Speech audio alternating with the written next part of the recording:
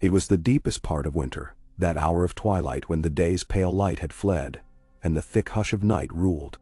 The sky sagged low with heavy clouds, and the land under it seemed drained of all color, as though Westeros itself were a living tapestry of grays and blacks, stitched against a backdrop of infinite white. In King's Landing, the freezing sea winds forced the sentries on the walls to clutch fur-lined cloaks around them, cheeks chapped red, eyes full of dread. The city had known war, famine, and the chaos of pretenders to the throne, but this felt different. A hush had spread through the streets alongside the swirling snow, and every shutter was closed, every door tightly bolted. The smell of fear lingered beneath the tang of wood smoke and salt air.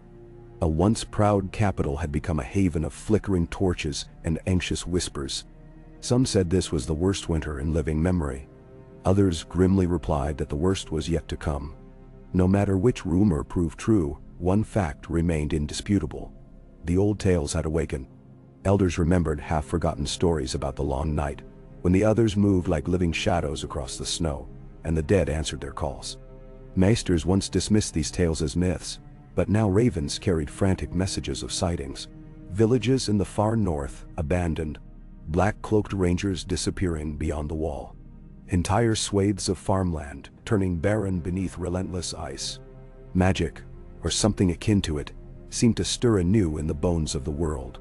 In the Red Keep's courtyard, torchlight flickered over thick layers of snow that had never settled so far south in such quantity. Overhead, the great towers of the castle stood silent, wearing white caps on their parapets. The weirwood in the Godswood, seldom visited since the Targaryens first raised their seat of power, loomed oddly vibrant under the moon's pale gaze. Its carved face appeared watchful, wise, and somewhat menacing. Those who ventured past it hurried on their way, unsettled by the eerie sense that the ancient tree observed their every move. On the iron throne in the great hall, Queen Rhaenyra Targaryen sat, back as straight as the blade-sharp spines of her seat, jaw set with an intensity befitting the last of her line. Her hair bore the trademark silver sheen of House Targaryen, though streaks of darker strands testified to the hardships and burdens she had carried. Her father, uncles, and cousins were all lost in the turbulent battles that had plagued the Seven Kingdoms in the years before. Now it seemed that fate had left her alone to face the menace creeping from the north. Allies were scarce. The lords of the realm had their own pressing woes: farmland destroyed by snows, small folk dying of cold and hunger, roads rendered impassable by towering drifts. That night in the great hall, she heard petitions from lesser knights and merchants seeking relief. Her sworn swords stood guard in silence, swords clinking faintly as men shifted from foot to foot in the chill. Braziers placed along the columns failed to dispel the cold entirely, though they hissed and sputtered, spitting sparks. The queen's gloved hands rested on the throne's arms, a faint tremor betraying both the cold and her anxiety. She wondered how many would freeze before the next moon's turn, and how many more, come spring, should spring ever return. The last petitioner was a grizzled man in furs, from some remote corner of the Crown Lands. He spoke of dead men rising in a small hamlet near the borders. He claimed shadows with hearts of ice came in the night, silent and merciless. In normal times, such a tale would be dismissed as madness or an old man's fever dream. But these were not normal times. The queen gestured to her maester, who meticulously took notes, but she could see the waver of fear in his eyes. "Bring what proof you have," she demanded, hoping the man might at least show some sign that it was bandits or wild animals, something mortal. But the old man merely bowed and said he had none but his word, and the rumor that had begun to spread across the countryside. The queen dismissed him gently. As he left, she felt the gazes of her guard and the few lords in attendance flicker toward her with unspoken questions. She stood, stepping carefully down from the throne's dais, her breath visibly misting in the air. The braziers needed more coals. One of the king's guard approached, his white cloak draped across shoulders broad as a bull's, though the cold had pinched all color from his face. "Your Grace, your bedchambers have been prepared. Perhaps it is best to rest," he said softly, a hint of concern in his voice. The queen gave a small nod. "Yes, Sir Brendan. Tomorrow we'll speak more of these claims from the north." Send word to Winterfell once more. I will have an answer from Lady Stark if any is possible. I must know the truth. We have to rally, or we will be undone." She paused, her eyes distant, the single torch by the throne glinting in them. "Too many are undone already." Sir Brendan bowed, and she swept from the hall, gathering her cloak tighter around her. Each step echoed, sounding lonely in the cavernous space that had once hosted feasts, parties, alliances formed and broken. Now it felt as though ghosts could slip into the emptiness around every corner. At the same time, beyond the city walls, in the stables at the far edge of Flea Bottom, a different kind of night meeting took place. It was no place for the gentle or faint of heart. The air reeked of manure and unwashed bodies, but men and women huddled around sputtering fires, desperate for warmth, their eyes ringed with hunger. In a corner stall, behind bales of soggy straw, a cloaked figure knelt over a black horse, checking its hooves. Another figure approached with cautious steps. "They say the White Walkers are real," the newcomer whispered in a hoarse voice. "Headed south. Winterfell's fallen quiet." "Then Pen." The cloaked rider stood, pulling back a hood to reveal a face half hidden by long silver blonde hair and a scarf. It was a woman's face, youthful yet hard with resolve. Her violet eyes flickered with concern. She adjusted the saddle on the horse, picking a stray tuft of hay from the reins. "Then we ride at first light. King's Landing will see a Targaryen departure once more. But not in blood and flame," she murmured. "The queen must not stand alone. But I'm not sure the realm knows how to come together anymore. They say a new champion will rise. Some have dreamt it. They whisper of an ancient king wearing the blood of the dragon." "Damian?" She gave a humorless laugh. "I've heard that prophecy all my life. The warrior of the dawn, the prince that was promised, the Conqueror returned. So many titles for fantasies. Aegon the Conqueror is long dust." The cloaked newcomer rubbed their chilled hands together. "And yet, the world moves strangely these days. Maybe the old ghosts aren't as dead as we suppose." Wordless, the Targaryen woman gave a tiny shrug, then mounted her horse. The beast snorted, pawing at the frozen ground. The promise of a long ride beckoned. A ride that might lead her into the heart of danger. She tightened her cloak against the chill, and with a final glance at the silent stable around her, trotted into the winter darkness. That same hour, all across the Seven Kingdoms, the wind whistled through fields stripped bare of harvest, over villages half buried in snow, across the mightiest castle walls. It whispered secrets of something stirring, something older than any living man or woman. Some swore they saw shapes moving beneath the ice-laden trees. Some heard wailing from the far corners of the wood. At the wall, the few brothers of the Night's Watch that remained posted to Eastwatch, or Castle Black, used to talk around meager fires about the day's small terrors, rime creeping up the stones like ghostly fingers, icicles forming swords dangling from the walkways. But in hushed voices, they also told each other that they were not alone. Their nights were filled with glimpses of pale shadows moving across the courtyard, the sound of footsteps where none should tread. Word was carried by the black-winged ravens, some still braving the storms, that the cold was advancing faster than any had predicted. One by one, the smaller holdfasts in the north had gone dark. The white blanket of death had smothered them. Desperate pleas for help repeated the same refrain. The dead rise, the living flee, the others move in silent ranks. And the sparest rumors claimed to have seen a dragon in the far reaches beyond the shivering sea.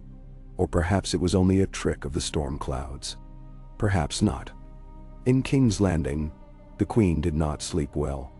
When she drifted off, she dreamed she was in the crypts beneath the Red Keep, though no crypts truly existed there. Still, in her dream, the thick walls were lined with effigies of her Targaryen ancestors. Dragon skulls, once displayed openly during the early Targaryen reign, seemed to watch her with hollowed eye sockets. They loomed larger than life, snarling in silent menace. As she wandered deeper, a figure dressed in black armor trimmed with red stood at the far end, features lost in the shadows, but the outline of a sword glinted in the dim torchlight. She tried to speak, to ask who he was, but her voice shriveled in her throat. The figure said nothing, only observed her, as if from a great distance. Then a howling wind blasted through the tomb, extinguishing the torches and swallowing her in the pitch black. She jerked awake in her bed, sweat trickling down her spine, the edges of the dream still lingering. It was not the first time she'd felt the pull of Targaryen ghosts. Some nights, she heard the lost voices of those who once soared on dragons above these very battlements. But something about the presence in her dream felt more tangible. She reached for the silver bell by her bedside. Her ladies-in-waiting rose at once, bleary-eyed but concerned. They added another log to the fire, stirred up some mulled wine to calm her. She sipped it, gazed far away, recalling old stories told by her father, about Aegon the Conqueror, about the forging of the Iron Throne, about the might and terror that once overshadowed all Westeros in a single Targaryen hand. Those days were gone, ended in tragedy and madness. Yet that night, she wondered if those stories might hold a key to the realm's salvation, or if they merely bound her family name to a past that could never again be. By midday, the snow around the city had stilled, leaving the gates choked by drifts as high as a tall man's shoulders. Lines of refugees had formed on the muddy roads outside, a pitiful sight of gaunt faces and scrawny children dragging half-frozen goats behind them. The Queen sent what relief she could from the Red Keep stores, though the city's supplies were dangerously low. Rumors sprang up like weeds among the desperate. The White Walkers had taken Winterfell, or perhaps they had bypassed it, or perhaps Winterfell's gates were locked in defiance. Some said the Bolton lands were overrun, while others claimed that the Manderleys had formed a blockade at White Harbor to keep out the dead. None could say with certainty what was truth and what was fearful invention. That evening, the Queen stood on the ramparts with Sir Brendan by her side, scanning the horizon. The sun, a watery disk, sank behind a pall of gray cloud that might have heralded yet another round of snow. The wind cut her cheeks raw, and beneath her thick gloves, her fingers felt numb. She gazed out, her breath puffing small clouds. "We cannot endure this forever," she said, half to herself. "Our supplies will not last. If the tales are true, the North will fall, then the Riverlands, and then the Crown Lands. They'll surround us." She glanced at Sir Brendan, but his silent frown told her the truth. There would be no cavalry from the south. Dorne was dealing with their own freakish frosts, and the Reach's fertile fields had been ravaged by an unprecedented cold that robbed them of their harvests. The Vale's mountain passes were entombed in snow, while the Iron Islands had turned inward, guarding what fish remained in their frigid seas. The Queen's heart grew heavier by the moment. "Your Grace," Sir Brendan said eventually, "some good news arrived this dawn. A rider from Storm's End claims that Lord Boros is mustering what knights he can spare. They will march to our aid when the roads are passable. Perhaps if the snows lessen." "Then no one." She allowed herself a small, thin smile. "Then we can only pray the weather relents. In the meantime we will do what we can to fortify." Her gloved hand swept across the battlements, gesturing toward the city beyond. "Let no one starve if it can be prevented. Let the men build more fires. People must see that we haven't yielded to despair." He bowed. The wind whipped his white cloak around him, snapping it like a banner in the gloom. The Queen lingered a while longer, gazing north, imagining the wall standing silent, a bulwark against ancient horrors, feeling the same dread that gnawed at every corner of Westeros. There was a sense in the air, indefinable, yet unmistakable, of something about to break. The next morning it did. A hush spread across the city. No horns blared, no shouts rose in alarm, but rather a strange collective silence descended. People paused mid-task. A washerwoman froze with cloth in hand. A blacksmith paused his hammer halfway to the anvil. A street urchin ceased rummaging in the snow. As one, they glanced skyward. A shaft of dawn light had broken through a rift in the clouds, painting the snow-swept rooftops in a faint glow. In that brief, miraculous moment, it seemed the sun might prevail, that winter's reign could be pushed back. A high cry pierced the still air. It was not the scream of a bird, nor the whistling of the wind. It was something else, something that echoed through memory and legend. Men and women scrambled to rooftops, leaning over balconies, scanning the sky. Another cry, deeper this time, rolled through the city. Then the watchers saw it. A shape in the heavens, wide-winged and enormous, silhouetted against the pale morning light. It circled high above the city as though uncertain of where to land. Those who had the Targaryen silver in their blood felt their hearts thunder in their chests with a strange sense of recognition. A dragon. Not a small stunted creature, but a dragon in the prime of its might. Its scales shone darkly, reflective as black water under a moonless sky, with hints of crimson along its ridges. Citizens gaped, some trembling with awe. The queen, alerted by the confusion, rushed to the highest tower of the Red Keep. She stepped onto a balcony, hair whipping around her in the brisk wind. Her breath caught. She had seen dragons, yes, the last ragged beasts that had hatched for her great-grandfather. They were sickly, short-lived, not the living storms of fire and power described in the old histories. This was something else. It was living flame incarnate, a monstrous silhouette that could blot out the sun if it passed overhead. As she stared, the dragon swooped lower, and for the briefest moment, she thought she caught sight of a rider clinging to its back. Impossible, she wanted to say. There were no more dragons to ride. But her own eyes did not lie. The creature let out another roar that rattled window panes, sending flocks of terrified pigeons into the sky. Then it turned, soared away from the Red Keep, and vanished into the horizon beyond the city walls. The watchers stood in stunned silence, and for minutes no one spoke.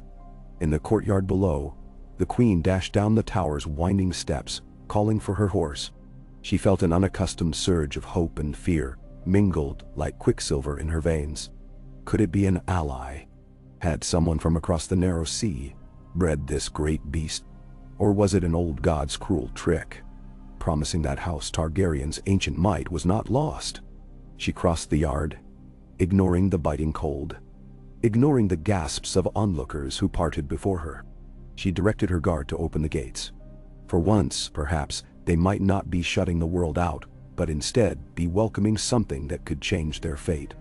Beyond the city's walls, the drifts were piled dangerously high, but a small party of horsemen forced their way through.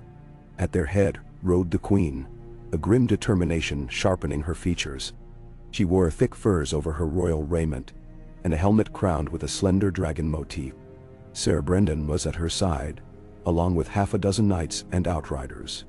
The wind whipped snow across their path in swirling eddies. The queen's mare snorted, flanks quivering with cold and exertion. Yet they pressed on, following in the direction the dragon had disappeared. Hours of riding yielded no sign of it, and some in the group murmured that they should turn back. The queen, though, refused. She pushed onward until her mare's legs shook with exhaustion, until her own limbs ached from the relentless cold. At last, with the sun sinking again behind thick clouds, she conceded. They made camp in a small hollow, where the wind was somewhat tamed by a rocky outcrop. The knights managed to start a fire, fed by scraps of driftwood they carried in their saddlebags. Darkness fell, a bruised sky overhead, and the hush of endless snow pressed in. The queen had never known such cold. She crouched near the fire, trembling despite her many layers. Her breath came in short, white puffs. Sir Brendan wrapped a spare cloak around her shoulders, his face etched with worry. The men spoke little, tending to the horses, scouting the perimeter. At some point during the darkest watch of the night, she thought she heard the distant rumble of wings overhead. She looked up, heart pounding, but the sky was empty. The stars were lost behind cloud. At the first hint of dawn, they broke camp, stamping life back into numb feet, rubbing hands to restore circulation. The queen scanned the horizon once more. The land was white upon white, an endless march of drifts, broken only by the occasional bare-branched tree or jagged stone. Then she saw it. A single figure walked through the snow from the east, tall and slow, each footstep laborious. It seemed a man wrapped in a dark cloak, leaning heavily on a staff. The knights readied their swords, uncertain if he was friend, foe, or something far worse. But the queen raised a hand to still them. She felt an odd twinge of recognition, though she could not say how or why. He drew closer, step by painstaking step, until she could make out the lines of his face beneath a hood trimmed with black fur. His features were pale, ageless, with a regal cast to his cheekbones and the set of his eyes. His hair, as far as she could tell, was a mixture of silver and black, long and loose about his shoulders. Slowly the hood was drawn back. He did not appear to be a wraith or other, for he neither hissed nor carried that chilling aura. Indeed, if anything, the air around him felt charged with a peculiar warmth, subtle as a whisper. His eyes fixed on the queen in a searching manner, as though trying to find something in her expression. Sir Brendan stepped forward, sword half drawn, and called out, "Halt and name yourself, traveler." The man inclined his head, speaking in a voice that resonated strangely in the hush. "I have many names, but you need only know one for now. I am Aegon Targaryen." The name struck like thunder. A stunned silence followed, the men around the queen looking to one another, then back to him. The queen's breath caught in her throat. She had half expected some sign of Targaryen descent, a silver-haired exile, perhaps a long-lost cousin, but not this. The man's gaze flicked to her, and she saw the unmistakable color of Targaryen eyes. Dark lilac, unwavering. She found herself speechless. After a moment, her voice emerged as a faint, disbelieving whisper. "That name belongs to our most legendary forebear. Aegon the Conqueror has been dead for centuries." His lips curved in a small, tight smile. "So I was, yet here I stand. The world has turned, child. The dead walk, winter creeps across the land, and so old powers stir. Fire answers ice as it must, always." His tone held no arrogance, only a simple statement of fact. "I need a place to rest, and you need a sword with the strength to face the cold. Let me stand by your side." The queen's knights muttered uncertain oaths, crossing themselves or whispering prayers. Sir Brendan eyed the man skeptically, though something in the traveler's bearing made him hesitate.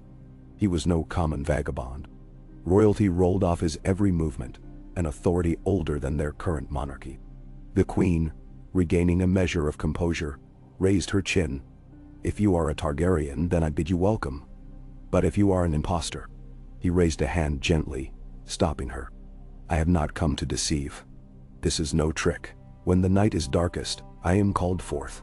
Let my companion vouch for me." He lifted his head and issued a low whistle. The sound echoed across the snowy plain. Moments later, the air shuddered with a gust of powerful wings. Over the ridge soared the massive shape of the black and red dragon.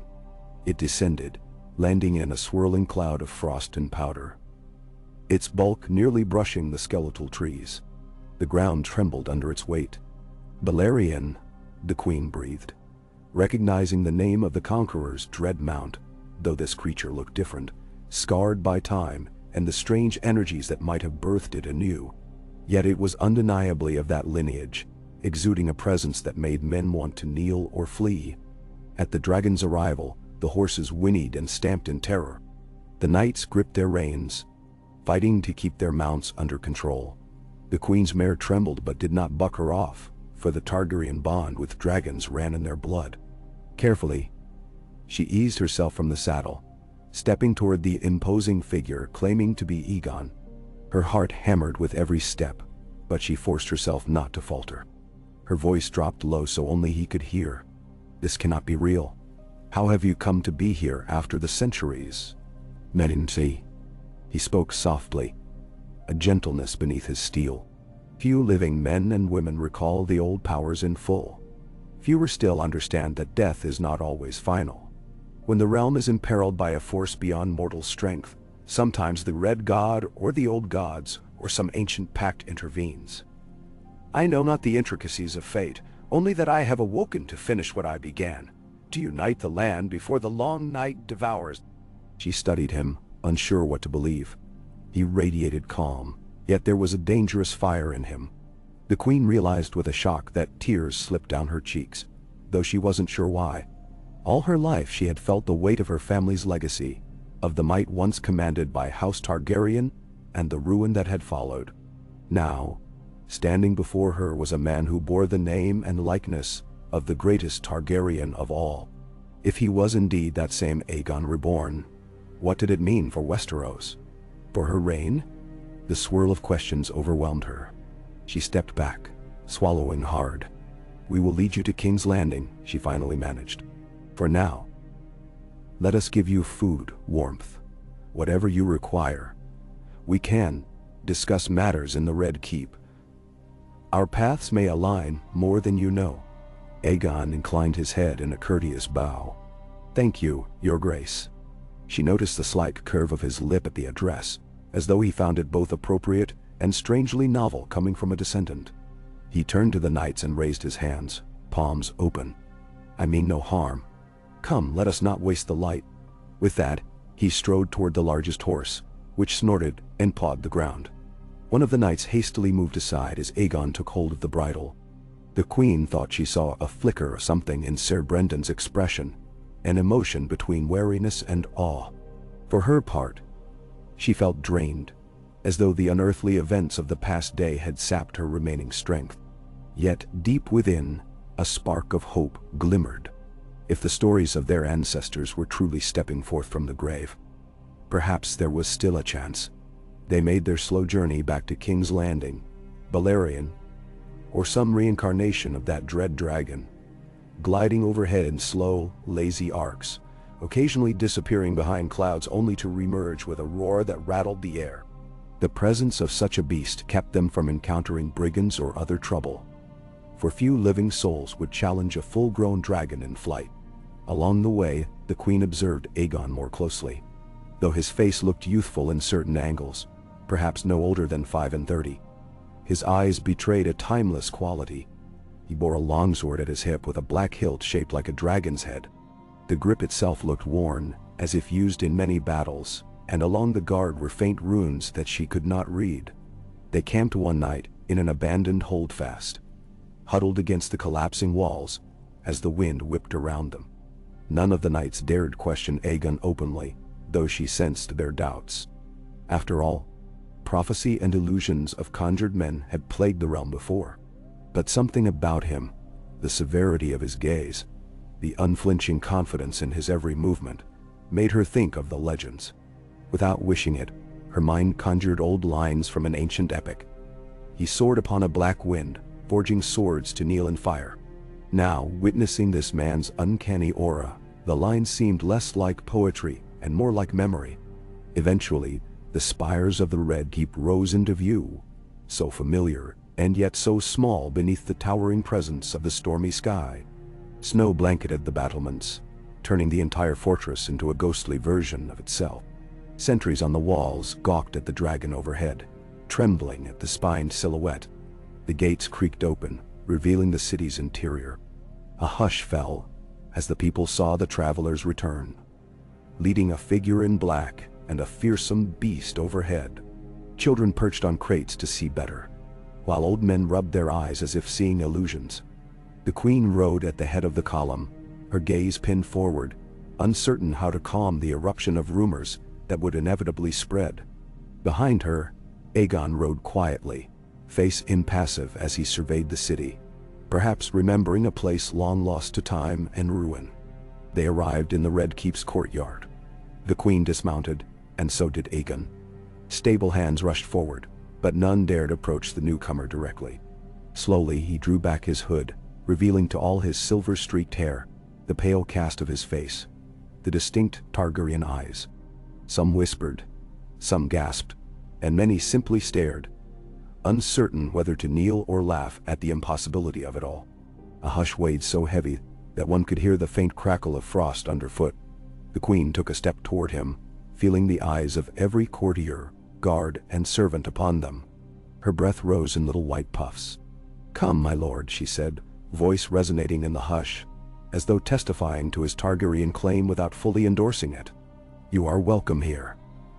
Let us speak away from prying eyes." With a regal bow, he gestured for her to lead. Wordless, she led him into the Red Keep, across corridors lined with torches, through courtyards walled by drifted snow, up the winding stairs toward the throne room.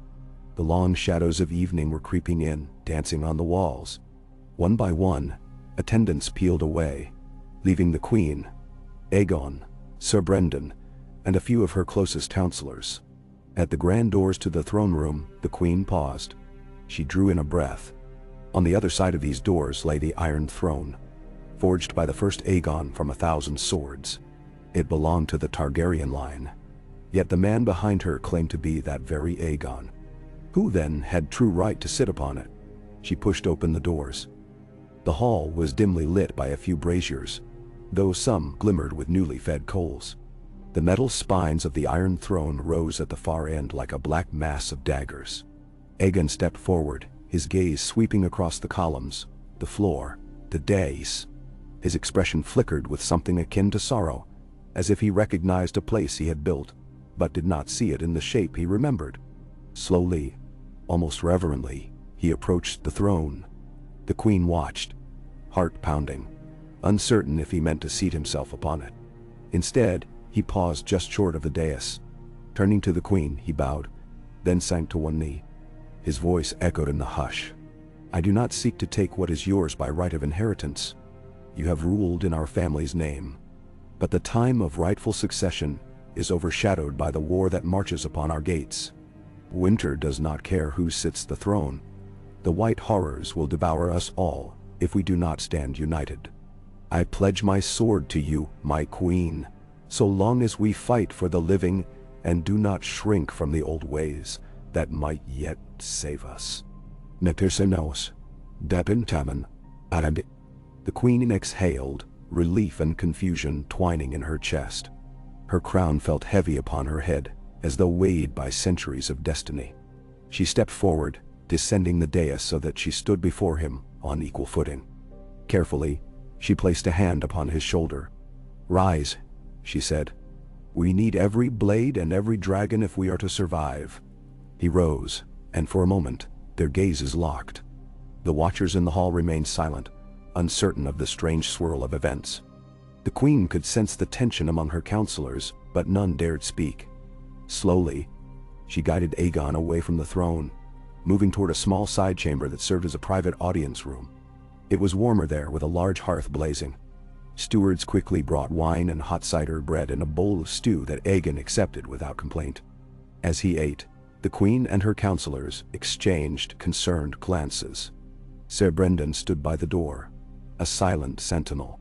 After a moment, the queen spoke softly. "I have so many questions." He inclined his head. "And you shall have answers in time. But first, know this. The others have gathered strength beyond your imagining. The wall cannot hold them indefinitely. Even now, they search for ways around it, or through it. Men alone cannot bar their path. I saw them once in my day. Shadows in the far north. I thought them banished after the Dawn Age.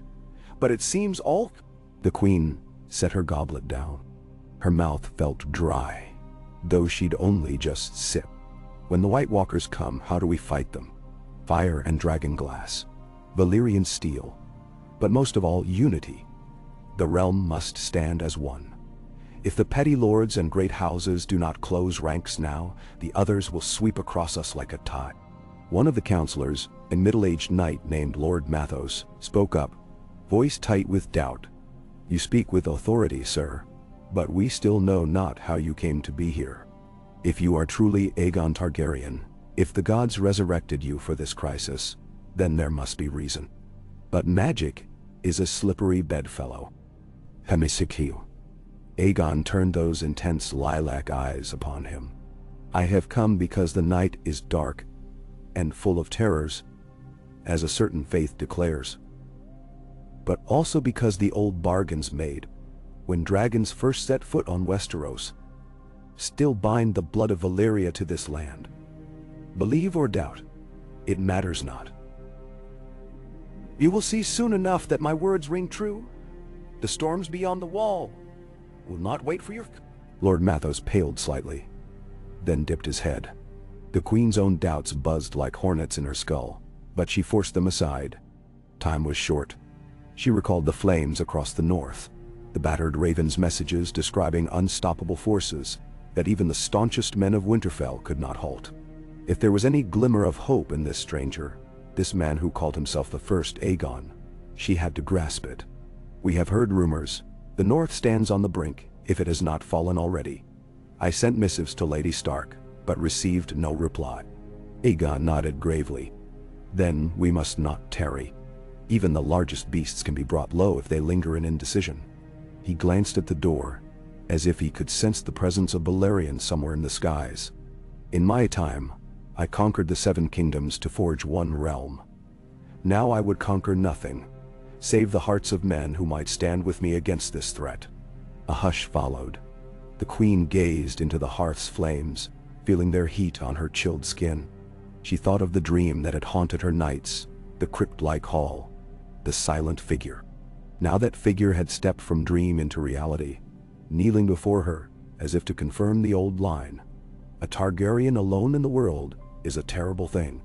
But perhaps, for the first time in generations, she was not alone. She reached for her goblet once more, took a steadying breath, and met Aegon's gaze. We will gather our banners. We will call upon what remains of our alliances. I shall do what I must to ensure the realm sets aside old quarrels, if that is still possible. Aegon's face was solemn. We must hope it is.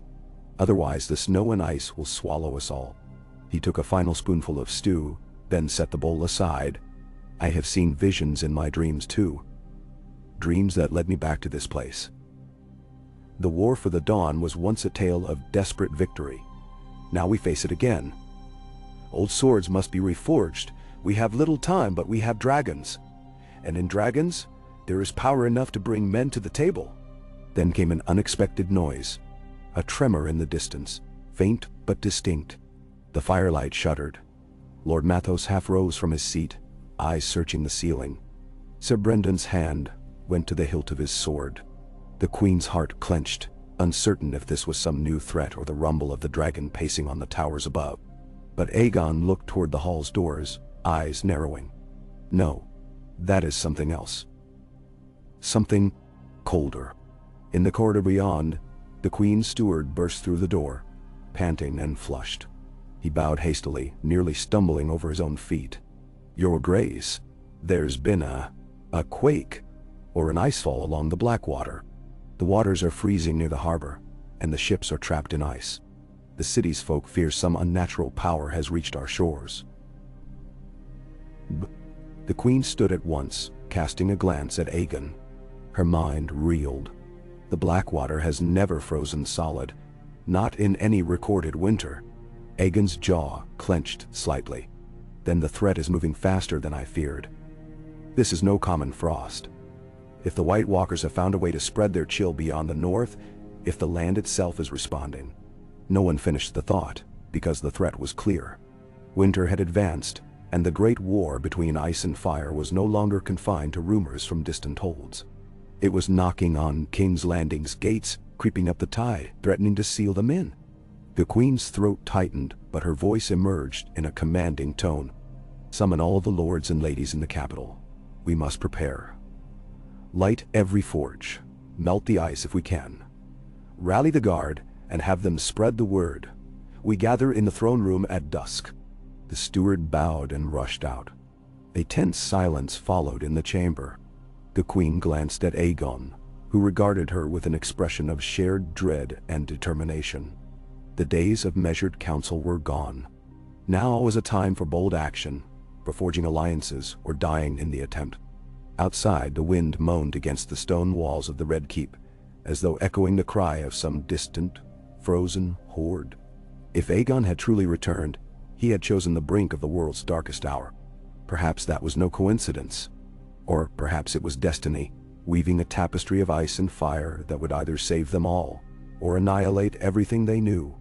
She looked down at her hand, noticing how it trembled slightly with the cold and the enormity of what lay ahead.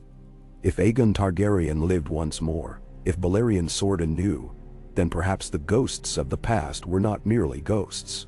Perhaps the dragons had returned in earnest, and the realm might yet find a second chance. But winter's chill seeped through the thick stones, an icy reminder that there were greater forces at work than any mortal king or queen could fathom. She lifted her chin, steadied her voice, and nodded to her forebear in black. Together, they would step out of the dim audience chamber and into a world on the cusp of the long night, determined to bring a spark of dragonfire against the endless dark. Aegon. A. The sun had already dipped below the horizon by the time the long line of torches snaked through the corridors of the Red Keep, their sputtering light casting flickering shadows on walls half covered in frost. At each twist and turn of the passage, courtiers in heavy cloaks and fur-lined boots emerged from side doors, following the summons that had gone out. The footfalls of guards echoed, each measured step magnifying the tension that hung over King's Landing like a storm cloud about to unleash. The entire city seemed to be holding its breath, worriedly anticipating what revelations or commands might emerge from the royal gathering. The throne room itself was hushed, but for the crackle of fresh braziers brought in at the Queen's orders. Their heat struggled against the invasive chill that pressed through the stone walls. And the people shivering beneath layered cloaks attested to how feeble the fires felt. Counselors, lesser lords, and knights loitered in uneasy clumps, whispering among themselves. Lamps had been lit along the high columns, their glow too weak to drive out the gloom that gathered at the vaulted ceiling. Looming above them all, the Iron Throne caught the sporadic flicker of flames, each metal blade reflecting dancing points of light, as though the throne itself were alive and watchful. At the head of the hall stood Queen Rhaenyra Targaryen. She was clad in black velvet, trimmed with silver. The color emphasized her silver hair, but also seemed to echo the aura of the man at her side, the one who had stepped into her life without warning. Aegon Targaryen, if indeed he was the Aegon, stood a half-step behind, and to the right of her, quietly observing the gathering. Now and then, glimpses of the brazier's light brought out the faint scarring on his armor, as if it had endured centuries of wear and war. It made him appear simultaneously venerable and dangerous. Across from them, Sir Brendan, sturdy as an oak tree, surveyed the crowd.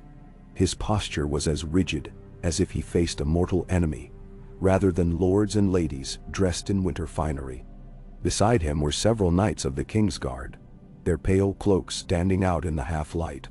Advisors and stewards, including Lord Mathos, had assembled closest to the dais, prepared to assist the Queen or confront her with questions. No one could say which direction the night might take. A hush fell the moment the Queen raised her hand. She regarded the assembly with eyes that betrayed exhaustion, determination, and a deep worry that pressed at her from every side. When she spoke, her voice carried across the chamber with surprising clarity. "Lords and ladies, knights and counselors, I summoned you here in our hour of need. This winter is no normal season. You have all witnessed how the cold clutches our city, and you have heard the rumors. The black water itself is freezing. Our ships are trapped in the harbor. We are vulnerable, and the storms will only worsen." Murmurs rose among the crowd. One gaunt woman in a fox fur cloak, Lady Karen from the Stormlands, lifted her hand timidly. "Your Grace, we've heard that the north is besieged by whites. Monsters from old stories. We heard that White Harbor has shut its gates to refugees, that the entire land from Moat Cailin onward is gone," finished a portly lord in an undertone, causing a ripple of tension among those who heard him. The Queen pressed her lips together. "We cannot confirm all these rumors, but we know enough to fear the worst. Messengers have vanished on the roads. Ravens come less and less. Yet we dare not cower here hoping the danger will pass us by. We must act." A tall figure took one deliberate step forward. Heads turned, and as though a wave of silent shock spread over the crowd, every eye fixed on Aegon. To many, it was the first time they had seen him this closely. Some gasped at his bearing, at the eerie reflection of House Targaryen's ancient lineage made manifest. Others peered suspiciously, as though trying to look past an illusion. But none could deny the quiet power that seemed to radiate from him, as if the brazier's glow settled around him in a halo of subdued fire. His voice was steady and low, yet it carried. "You do not know me, and I do not ask for blind faith. But you will call me Aegon Targaryen, for that is who I am. I have returned to see this land united against the cold that seeks to devour it. Your queen has shown the wisdom to heed ancient warnings. Now, I ask all of you, set aside your rivalries, your doubts, your grudges. If we fail to stand together, no petty border or memory of wrong can shield us from what comes." Then, a jolt of alarm rippled through the lords. Aegon's statement sounded like a direct order, which normally would have offended them, but fear and curiosity tangled within them, leaving them uncertain how to respond. Lord Mathos, stepping forward, tried to give voice to the skepticism that had been smoldering among the crowd. "Sir, my lord, there are many among us who question how you can claim to be Aegon the Conqueror, reborn after centuries. The history books are clear that the first Aegon died and was entombed. Tales exist of illusions and pretenders. We have endured false dragons before." Another wave of murmured agreement rose. The queen watched Aegon with bated breath, wondering how he would address the challenge. Though she was grateful for his presence, she knew trust would not come easily to these proud men and women, nor should it. Suspicion and caution ran deep in the face of a miracle that defied all logic. Aegon inclined his head, meeting Lord Mathos' gaze evenly. "I understand your hesitation. If our positions were reversed, I would do the same. But you have seen my dragon. You have witnessed black wings blocking out the sun. No dragon of that size exists in living memory. You stand within a fortress forged by the same will that shaped me. Do you truly believe any man could conjure such illusions in these times? Demden, could it not be a beast from across the seas?" demanded a short grizzled knight from the Vale. "The world is vast." Aegon shrugged lightly. "Indeed, the world is vast. But dragons of that magnitude vanished generations ago. Either you believe in the reemergence of an impossibly old creature, or you believe the truth, that Balerion has returned to me. If you still cannot accept that, then accept this. We have no time. Even if I were an imposter, the threat from beyond the wall is real, and it moves upon us with each passing moment. Densu, Dio." He paused, letting the magnitude settle. "Choose whichever story grants you the courage to fight. In the end, the White Walkers will not pause to debate my lineage. I am here, with a dragon and a sword pledged to your queen. Stand with me, or perish alone." A hush followed, broken only by the hiss and pop of burning logs in the braziers. The queen saw expressions shift among the onlookers. Some wore stubborn frowns, still unconvinced.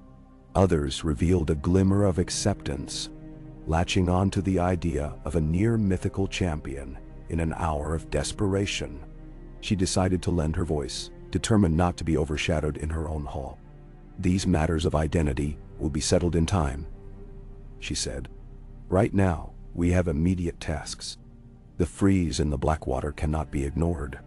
Our ships provide trade, fish for the hungry. We need open seas to import and export supplies. Food stores dwindle by the day. But the first sign of this creeping winter is upon us. If even the bay can freeze so near the city, imagine what's happening in the countryside." Sarah Brendan spoke next, stepping forward and addressing the lords with a firmness that hinted at his readiness to do more than simply talk.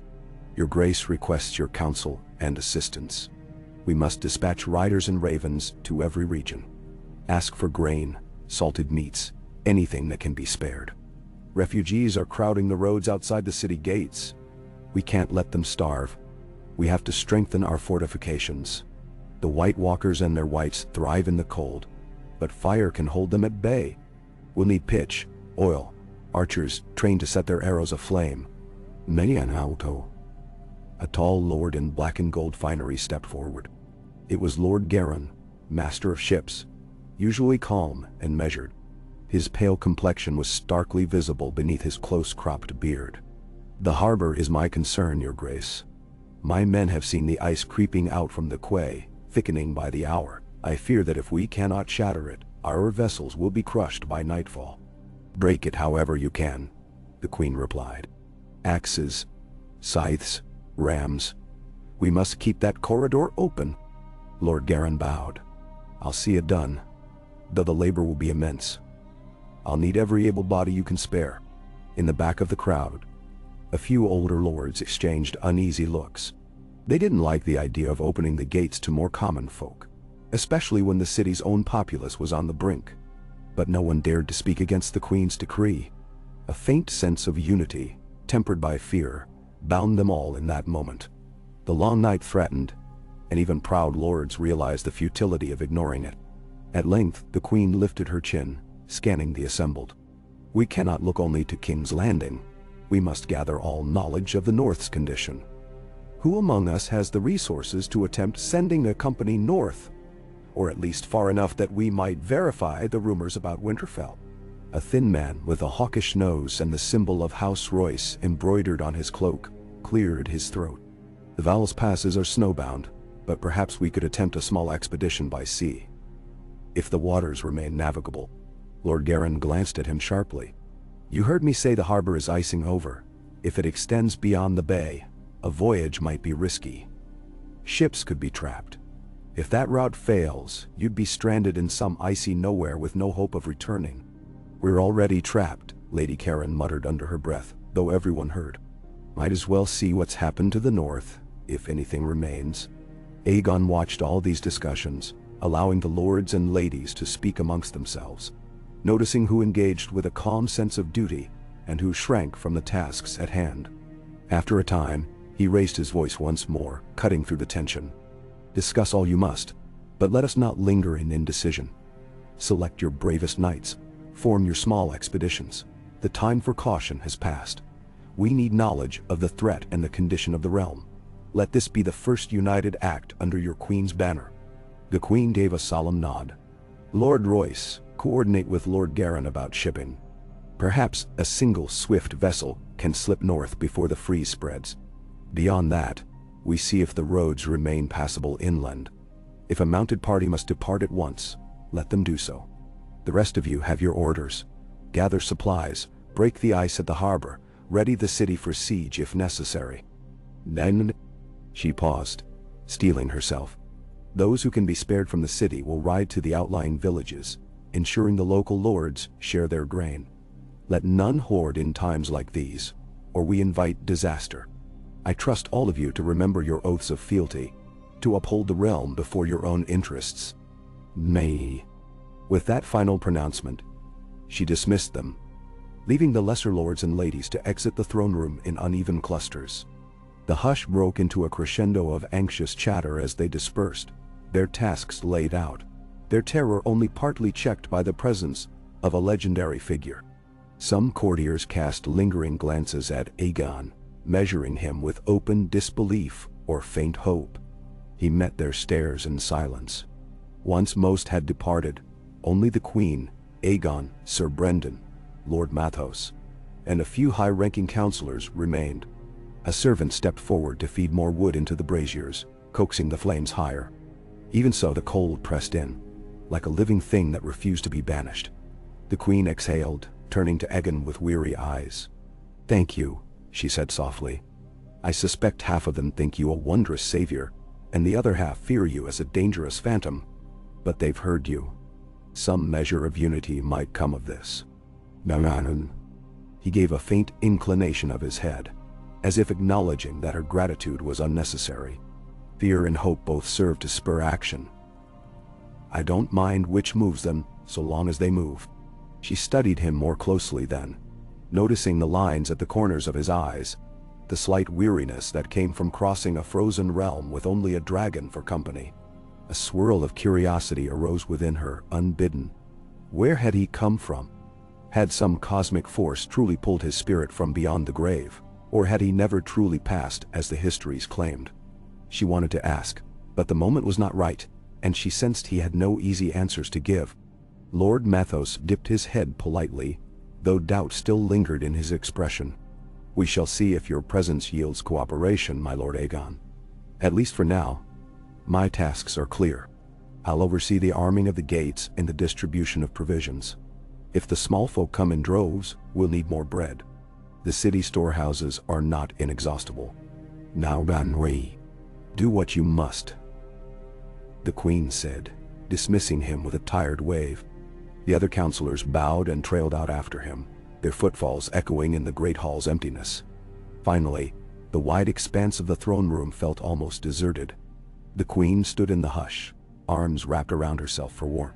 Sir Brendan remained near the dais, ready to escort her. But she lingered near the tall columns at the room's center, as though she did not yet wish to depart. Aegon quietly joined her there, boots crunching lightly on the scattered bits of frost that had collected in corners of the hall. "The city is frightened," she murmured. "Not so many years ago we fought endless battles among ourselves. The War of the Five Kings, the Dance of Dragons. The realm has bled from its own divisions. Now, an even greater threat looms, and I fear we are not strong enough, even with a living legend at my side." Aegon studied the faint swirl of his breath in the cold air. Westeros was never truly prepared for the long night. History might claim the threat passed thousands of years ago, but all we ever did was forget. The old alliances, the wards, the watchers, they fell to time. Now we must stand again, or vanish. Don Smell. She closed her eyes, drawing a deep, shuddering breath. How? Even if the lords obey, some might answer the call, but others will hide behind their walls, hoping to ride out this storm.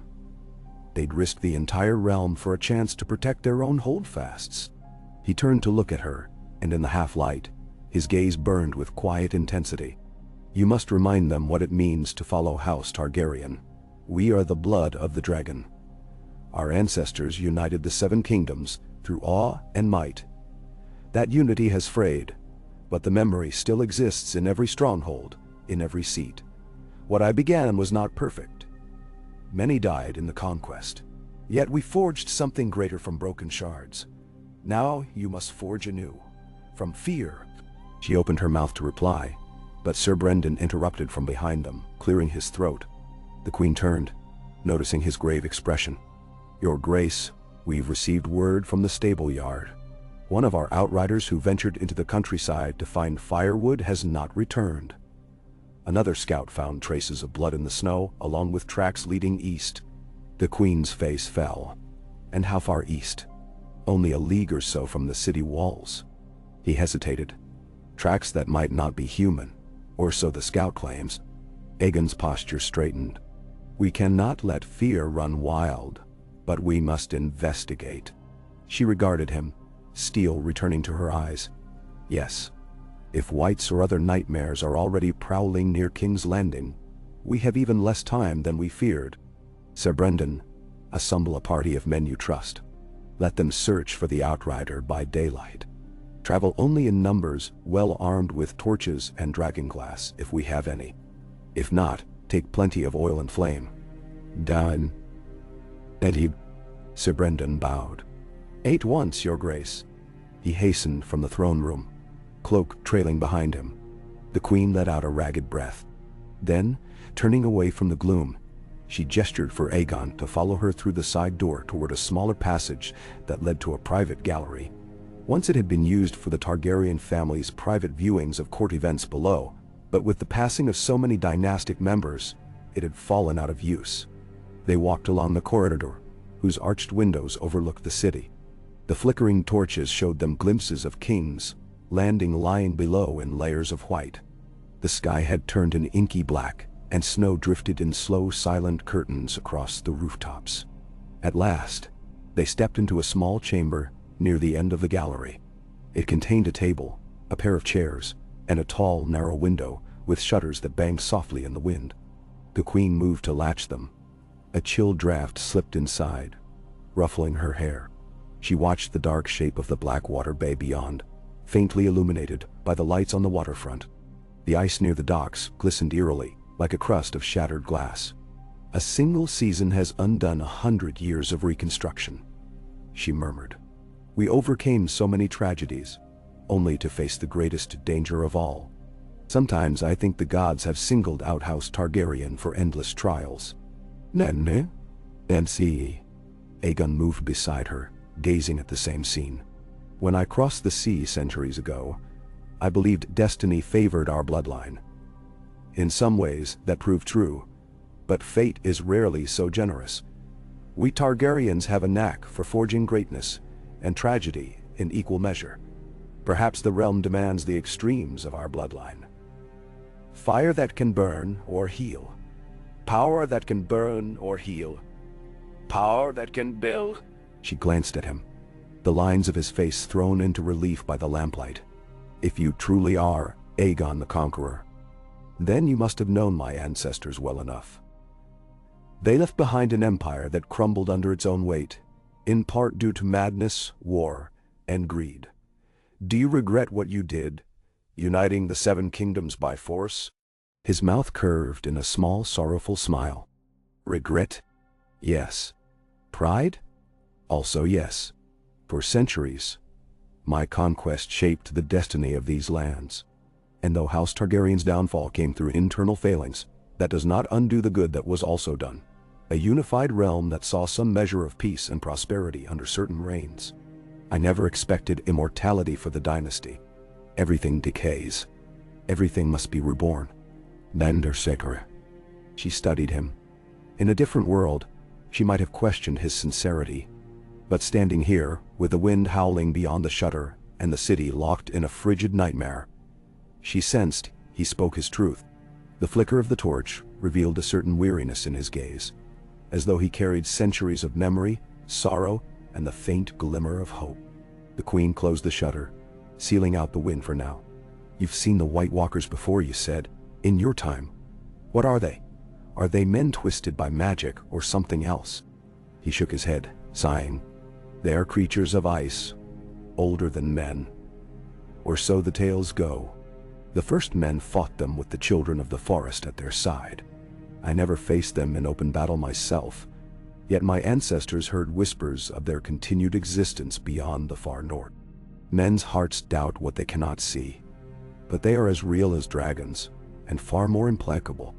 Their armies do not tire, and every fallen foe becomes another white in their ranks. Neonams. She shivered, though the room was already cold. Then our only hope is to gather the living against them. If the north has already fallen, 7 help us. Then we must brace for the siege of the undead. Unless there's some way to strike at them directly? To drive them back? Die. He turned, reaching out to place a gloved hand gently on her arm. The contact surprised her, as though it carried a warmth not born of the meager torchlight. We cannot simply wait to be overrun. A bold strike might be our only chance. But we need dragons, and we need the living united behind us. My return alone will not be enough. We must rally the surviving northern houses if they still stand. The Vale, the Riverlands, the Westerlands, all must lend steel and... This is a war that demands every last resource. Her eyes flickered with resolution. Then we ride north. Once we know the roads or at least have some path, we go ourselves. You on Balerion, I upon a swift horse with my guard. We see what remains of Winterfell and do our best to gather the northern lords. If the White Walkers are truly unstoppable, then at least we'll not wait here like cornered animals. He nodded. In my time, fear could paralyze entire armies, yet one must act. Only strength in the face of dread can unify a people. If you lead, your lords will follow. She allowed a shaky exhale that almost turned into a bitter laugh. That is what I must hope. The realm has been battered by so many false kings, rebellions, and contested claims. I pray they'll rally behind the one we hold now. Even if... Her gaze darted to him again. I don't know if we can sustain 2 Targaryens. Some lords might see you as a bigger threat to my crown than the White Walkers. His expression softened. I do not seek the throne, Rhaenyra. You have my oath. My mission is to stand beside you, not to usurp you. If you worry about appearances, let us be clear with them all. I am your sword, your shield. My claim is set aside if that reassures them. The realm's survival is the only crown I desire. No. A pang of relief mingled with doubt in her chest. Then let us show them that. Come dawn, we will plan our journey north, if the day is clear enough. Even a short flight on Balerion might let us see if the countryside is besieged. He turned toward the door, glancing at the flickering torches. There is no time to waste. Even tonight, I will go to the ramparts and see what I can from the skies. With a dragon's eyes, I might glean more than any messenger. She hesitated, then nodded, feeling a surge of gratitude and a trickle of fear. Be careful. If the cold is as fierce above the clouds as it is down here, even Balerion might face a struggle. He gave a small, enigmatic smile. We Targaryens were born in heat. Fire is our element. If the cold seeks me out, I shall greet it with flame. Without another word, he departed, leaving her in the solitude of that small chamber with the wind whining outside. She took a moment to rest her forehead against the shutter, eyes closed, letting the swirl of events and emotions settle. A week ago, she had been alone, certain her family's legacy would die on her watch if the winter grew too fierce. Now, in the blink of an eye, the founder of that legacy walked her halls, pledged to fight. It felt like a dream conjured by desperate hearts, or a story told in the wide-eyed hush of childhood. Yet it was real as the cold seeping through the walls. At length, she exited the chamber, her footfalls echoing in the silent gallery. A pair of gold-cloaked guards snapped to attention as she passed. She nodded absently, her mind churning. She could not rest yet. Too many tasks awaited. Finalizing supply lines, ensuring blacksmiths worked through the night to forge arrowheads and spear tips, confirming any existing stores of dragonglass from Dragonstone might be transported. She prayed there was still some left in the old caverns beneath that ancient seat of House Targaryen. And if not, perhaps they could find iron to shape and enchant, or salvage Valyrian steel from old swords scattered across the realm. With the swirl of duties guiding her steps, she headed toward the council chamber, where she knew advisors would already be assembling. Along the way, she stopped at a small alcove where a statue of the seven-faced god stood half-covered in dust. She was not overly pious. House Targaryen had always walked a thin line between the faith of the seven and older, more primal beliefs. Still, she paused, gazing at the carved faces in the torchlight. The crumbling stone barely resembled the mother, the father, the warrior. Yet in that moment, she bowed her head, whispering a silent plea. "Watch over us. The winter is deep, and we stand at a precipice. If your presence still lingers in these lands, lend your strength so we might not fall into the endless dark." Her breath curled in the torchlight, and she could have sworn she felt the faintest stir of warmth, as though some power acknowledged her prayer. Then the cold reclaimed everything, and she continued on her way, half questioning what she had sensed. Meanwhile, high above the Red Keep's towers, Aegon stepped onto a parapet dusted in white.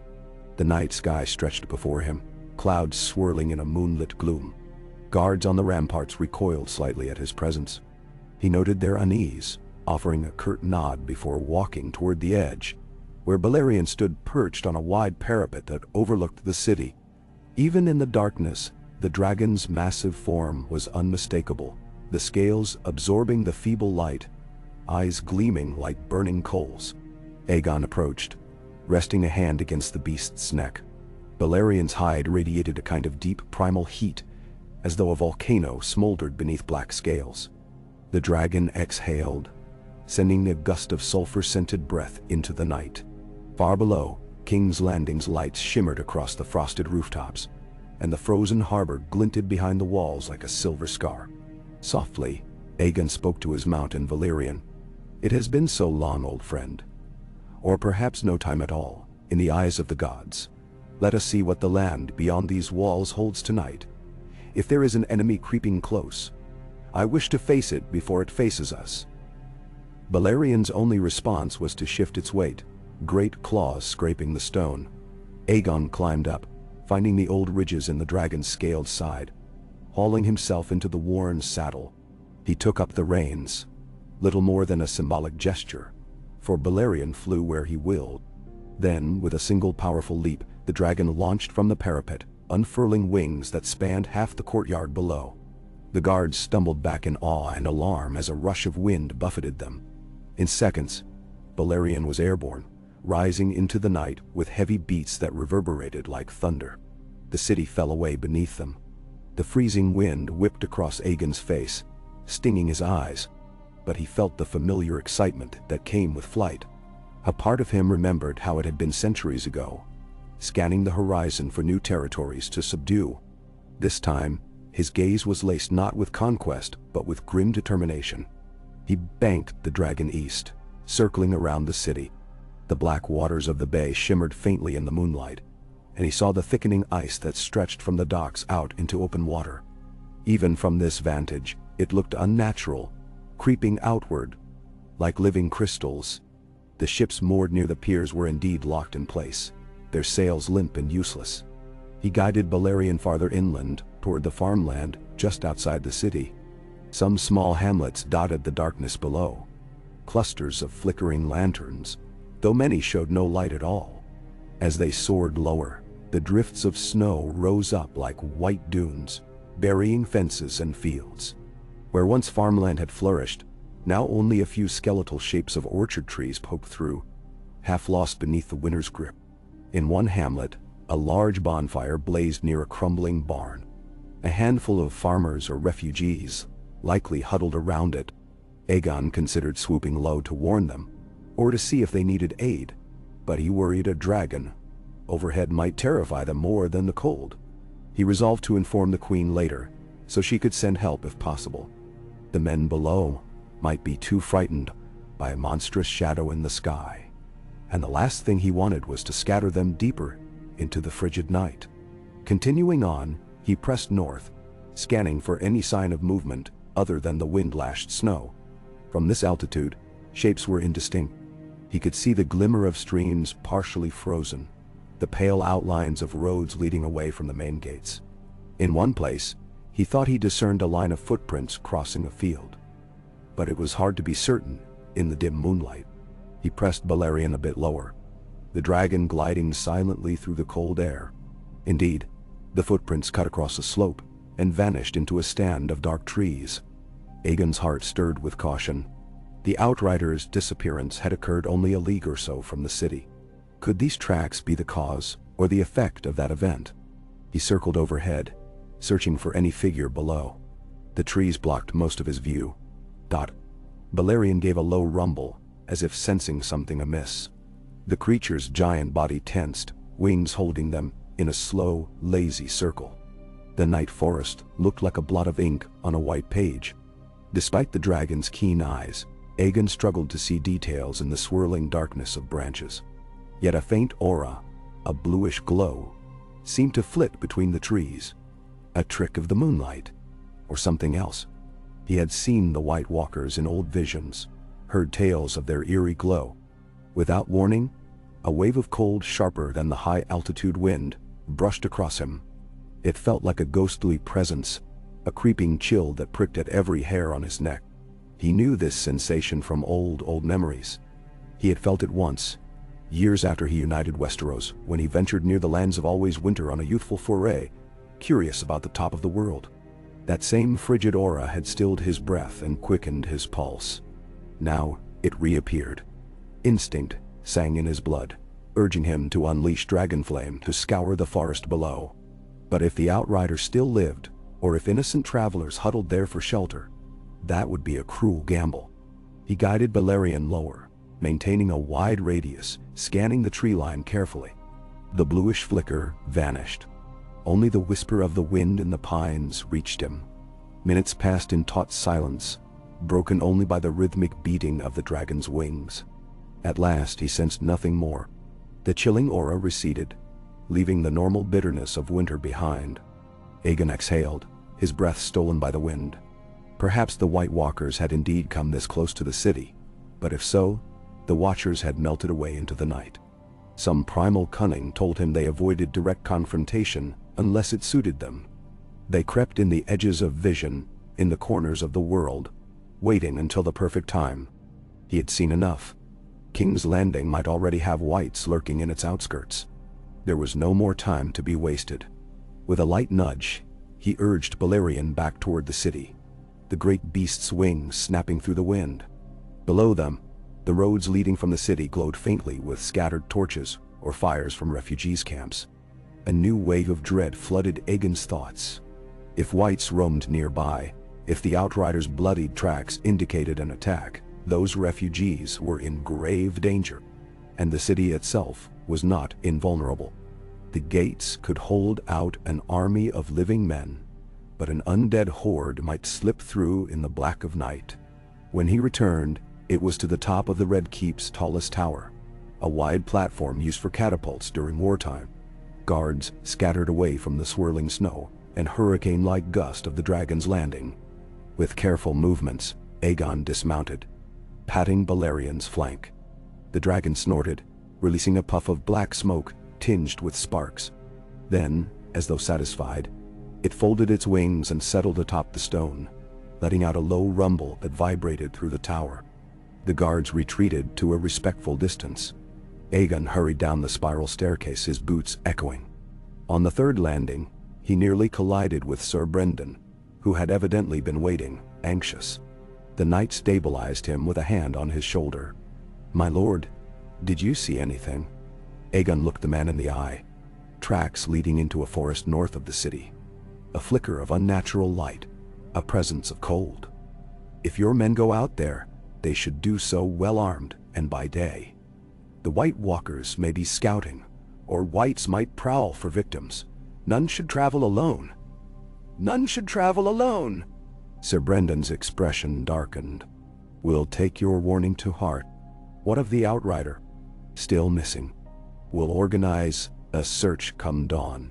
Some of our men are preparing torches and oil as the Queen commanded."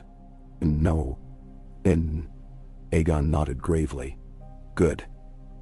This is but a taste of what is coming. The Queen must be told we haven't a moment to lose." With that, they descended together. Each new stair felt heavier, as though the weight of the coming war pressed down. A swirl of conflicting emotions churned in Aegon's chest. Determination, regret, sorrow for all that would be lost, and a quiet flicker of resolve. He had been summoned back to finish what he had begun all those centuries past. Uniting the realm, but this time not to conquer, but to save. He wondered if it was an irony or the will of some cosmic deity that the very legacy of fire and blood would now be the shield for all living souls. At the bottom of the tower, they parted ways. Aegon slipped through corridors lit by guttering torches, noticing that even in the innermost passages, the cold persisted, as though the stones themselves had become conduits for the creeping frost outside. Servants bustled about in thick cloaks, carrying blankets or baskets of supplies to storerooms and bedchambers. Everywhere he turned, he felt the hush of fear. No one sang, no one laughed. Only the scuff of boots and the crackle of the occasional hearth fire accompanied the city's battered spirit. By the time he reached his assigned chambers, a modest suite in the Red Keep, prepared at the Queen's behest, the corridors were nearly empty. Stepping inside, he felt the ghostly chill swirl around him.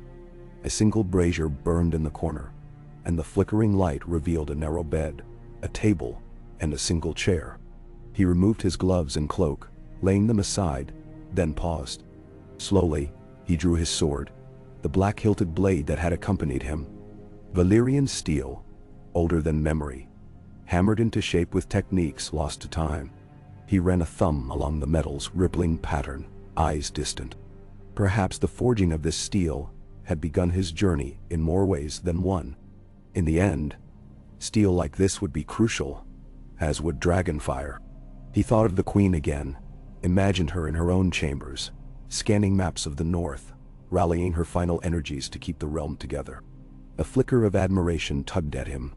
She carried the Targaryen spirit, resolute, unwavering in the face of adversity. With that spirit, perhaps they had a chance. Carefully, he set the sword aside, then knelt by the brazier. The shadows stretched across the walls, dancing with each flicker of the flames. The heat felt minimal against the dominion of winter. He closed his eyes, letting the memories swirl. He recalled forging alliances with the first men in old songs. Remembered the scorching heat of Balerian's flame as Harrenhal melted under their assault. Now he saw only the endless fields of white, an enemy that marched without fear or mercy. He stayed like that for some time, silent and still. Outside the window, the winter wind hissed over the battlements. Somewhere far below, a dog barked, then went silent. A single raven croaked in the night, though no one knew if it carried any message that could still bring hope. In that hush, Aegon felt the subtle rhythm of his heart, and realized he was weary beyond measure. He lay down on the narrow bed, ignoring its stiffness. Above him, a single candle guttered on the table, casting erratic shapes on the ceiling. For a moment, he imagined them to be faces from the past. His sisters Rhaenys and Visenya, his court of old. Ghosts flickered in his mind, dissolving into the swirl of half-formed dreams. He did not know how he had come back, only that he must fulfill this last duty. He drifted off in a fitful sleep, images assailing him. The hiss of undead feet, trudging through snow, glimmers of azure light in a black forest, the Iron Throne draped in ice.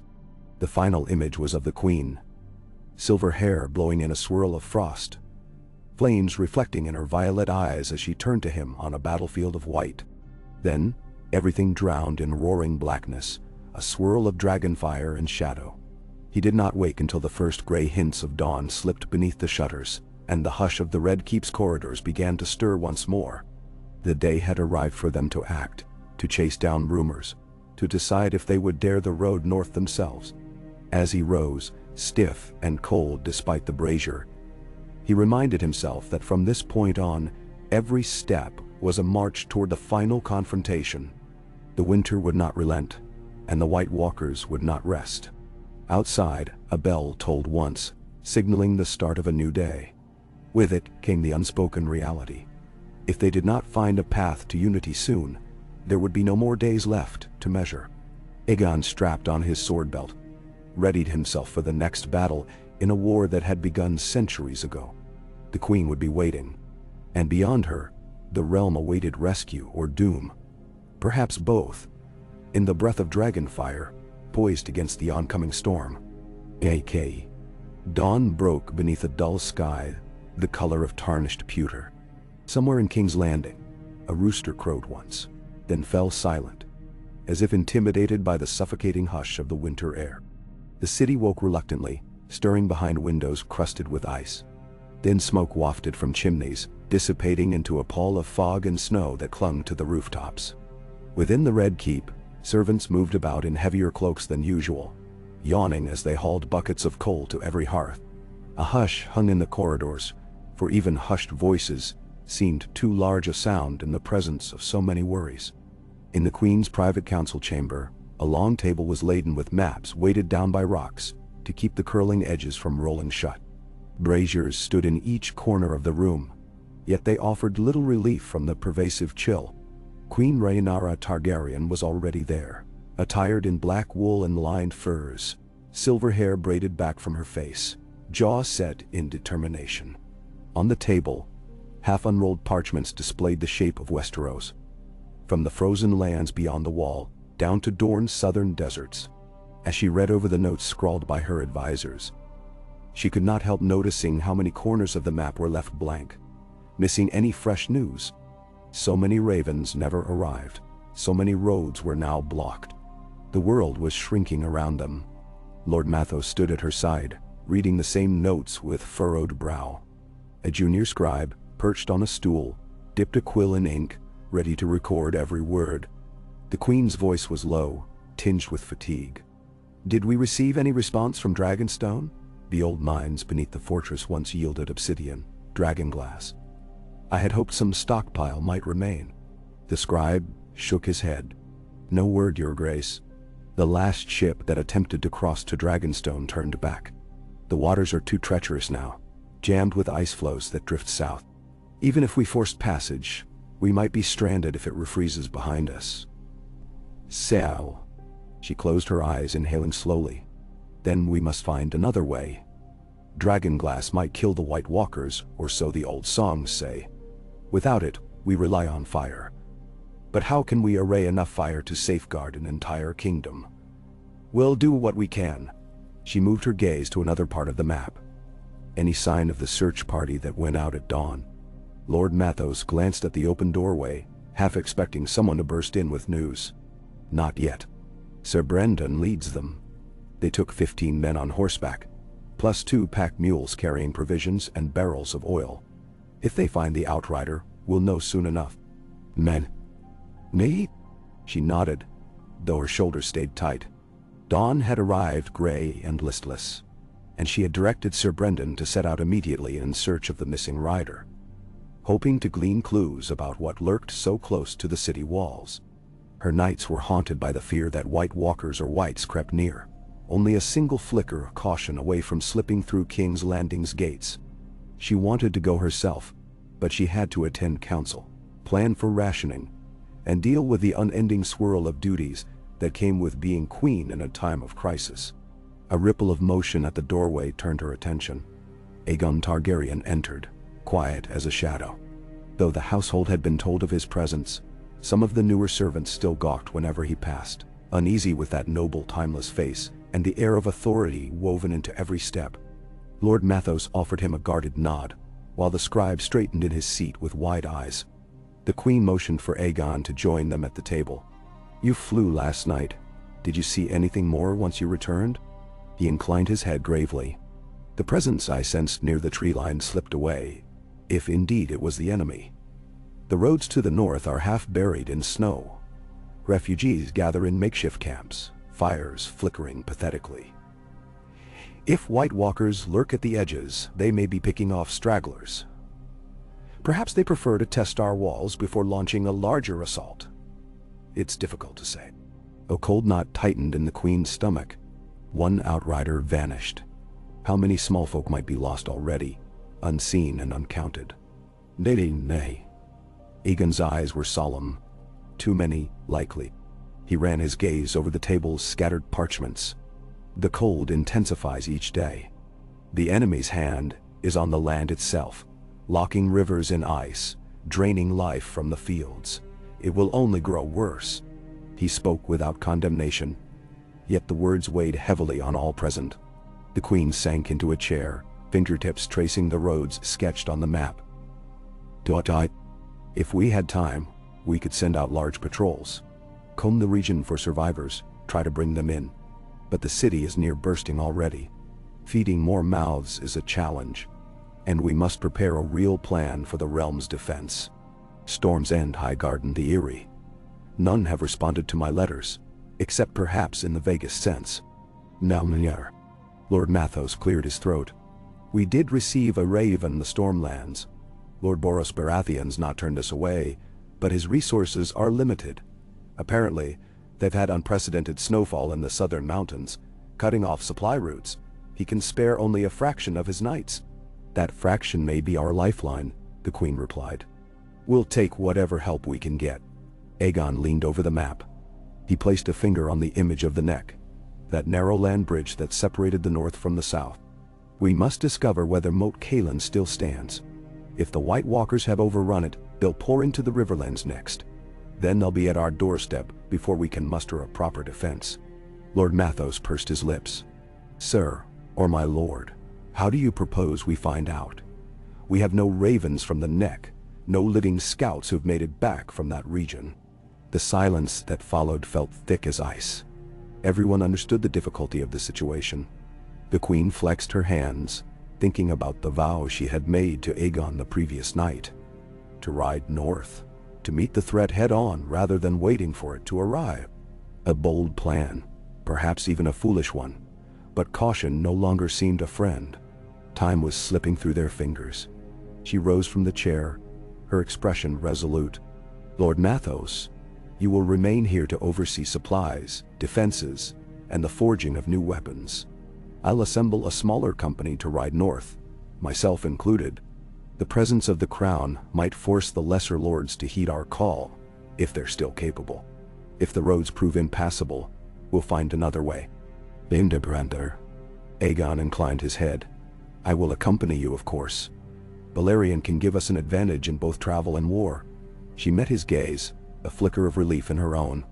Yes, and if we discover the White Walkers in force, your dragon may be our only chance to survive and return with word. Lord Mathos looked alarmed. Your grace is this wise. If you leave the city, we risk leadership here. She raised a hand to still his protest. We risk more if we sit idle behind the walls. The realm needs to see its monarch fighting for them, not cowering. Besides, you have the authority to command in my absence. I leave behind loyal knights, and King's Landing's walls are strong. Her unwavering tone ended the argument before it could begin anew. Lord Mathos bowed his head in acceptance, though his uneasy expression remained. The queen turned to Aegon. We should depart as soon as we can. Tomorrow, if that's feasible. We'll need to ensure the men have enough provisions. We'll want fresh horses, the sturdiest in the stables. Aegon. He offered a hint of a smile. I'll see to my armor and Balerion's readiness. The rest is up to you." She nodded, feeling a stir of renewed purpose. Then, with a glance at the scribe, she added, "Make a note that the Queen's retinue will be minimal. No more than 20 good fighters, plus a handful of servants. Stealth and speed matter more than pomp. In war, especially this war, ceremony is a burden we can ill afford." The scribe scribbled frantically, droplets of ink spattering the margins. Lord Mathos sighed but acquiesced. "I pray the gods keep you, your grace. I fear the roads are more dangerous than we know." The Queen's gaze fell to the map once again, but her mind was already drifting toward the unknown horizon. "So do I." A hush stretched through the chamber. In that moment, the wind rattled one of the shutters, and the Queen heard a distant commotion from the courtyard below, a clang of iron, the whinny of horses. Perhaps the search party was returning, or perhaps more refugees were arriving. Every sound now felt weighted with foreboding. She pushed away from the table. "Excuse me," she said to the others, stepping into the corridor. Aegon followed, his stride matching her own. They reached a narrow balcony overlooking the main courtyard. Down below, a cluster of men on horseback trotted in past the gates, wearing cloaks crusted with ice. At their head, Sir Brendan rode with a grim countenance. A figure was slumped across one of the spare mounts, wrapped in a blood-stained cloak. The Queen's heart lurched. She and Aegon hurried down the spiral stairs and made for the courtyard at a brisk pace. By the time they arrived, stable boys were already reaching for the horses' reins, and men with sober expressions helped lower the body from the saddle. It was the outrider, stiff with the cold. The side of his torso ripped open. A hue of pallid horror clung to his skin. Sir Brendan dismounted, removing his helmet. His breath came in thick clouds. "We found him in a grove of pines, your grace. At first we hoped he was still alive. He wasn't. The tracks around him." He paused, jaw tightening. "They weren't animal. They were too large, too wrong. I've never seen footprints quite like them. They seemed to be melting the snow in unusual shapes.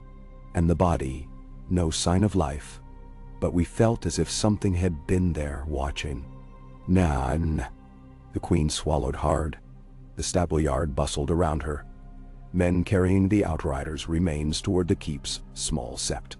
She knelt briefly, touching the patch of crimson that had dripped onto the snow. Beside her, Aegon's expression hardened. The White Walkers, or a White under their command. Sir Brendan nodded. "We found no living attackers, but the blood was still wet. We must have missed them by an hour, maybe less. If we'd arrived sooner, we might have saved him." He hesitated. He was the best scout in the city guard. If they can take him so easily, we're dealing with a cunning foe. The Queen rose, eyes ablaze with new resolve. "We will not wait until they are at our threshold in numbers. Tomorrow I leave for the north. Sir Brendan, you will come with me. Assemble the best knights you can, but keep our company small and swift. We leave before sunrise." Sir Brendan bowed, though a faint flicker of trepidation crossed his features. "As you say, your grace. I'll prepare them." "Indinitor. Izeskito."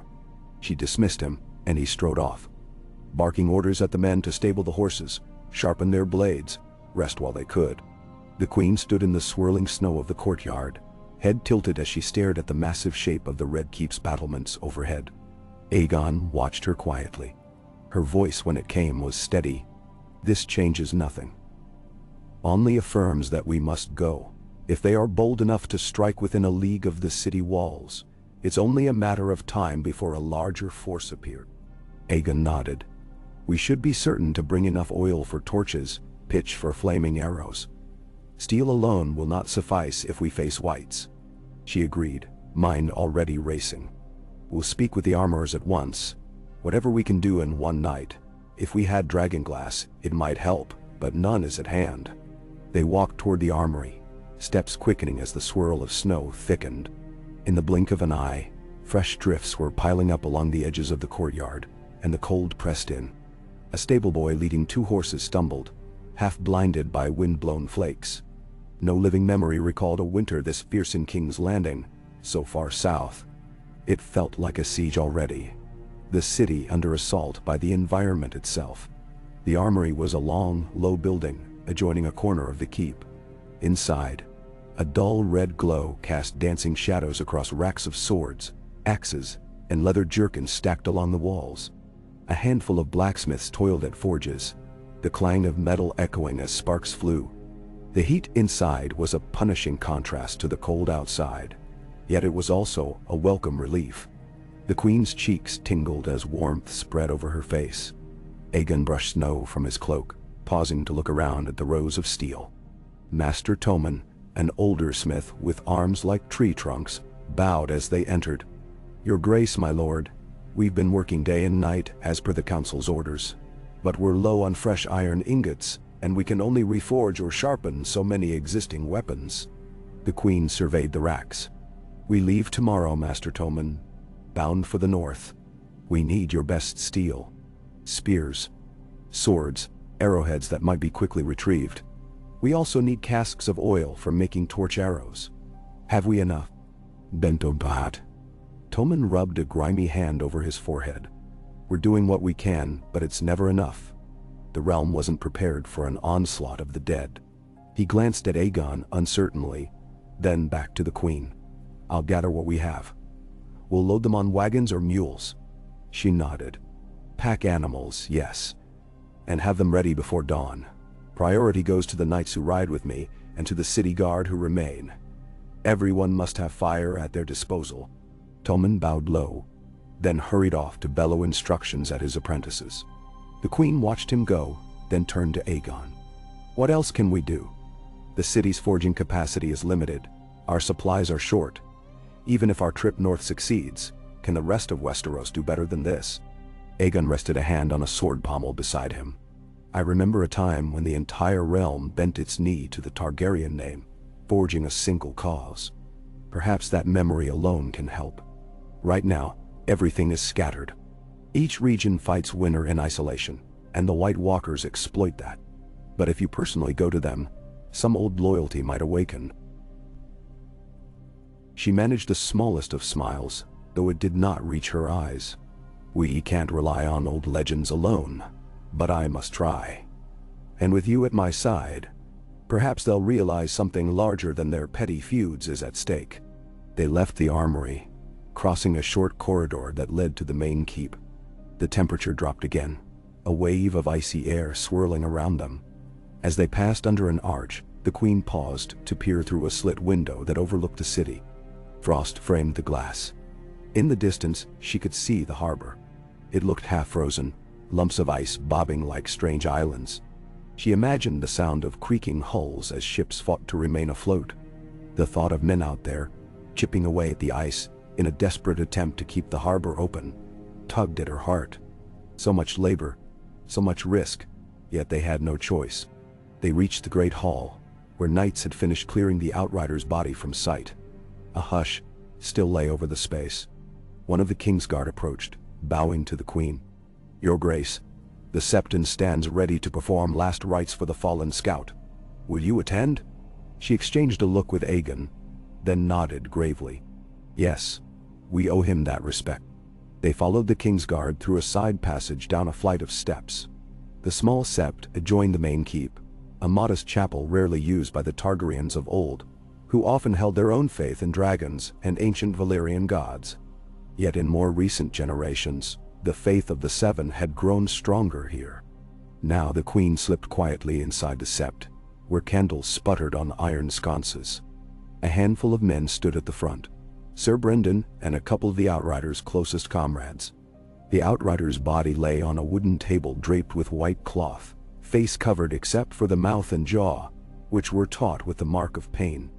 A tall, thin Septon in white robes murmured prayers, a melodic chant that rose and fell in the still air. The queen closed her eyes, bowing her head. She pictured the Outrider in better times, perhaps a proud soldier who once patrolled the city gates, believing bandits were the worst threat he might face. Now, the darkest legends had claimed his life. It was a reminder that none of them were safe. When the Septon finished, he looked to her. "Shall we commit him to the flames, Your Grace, or bury him beyond the city walls?" She bit her lip, recalling how the White Walkers twisted the dead into whites. "I do not want to risk him returning as something other." Let his final rest be in the light of fire. That is our tradition in House Targaryen, and it seems wise now." The Septon bowed. Sir Brendan and the knights moved forward to lift the table. Solemnly, they carried the body from the sept, heading toward the courtyard where a pyre would be built.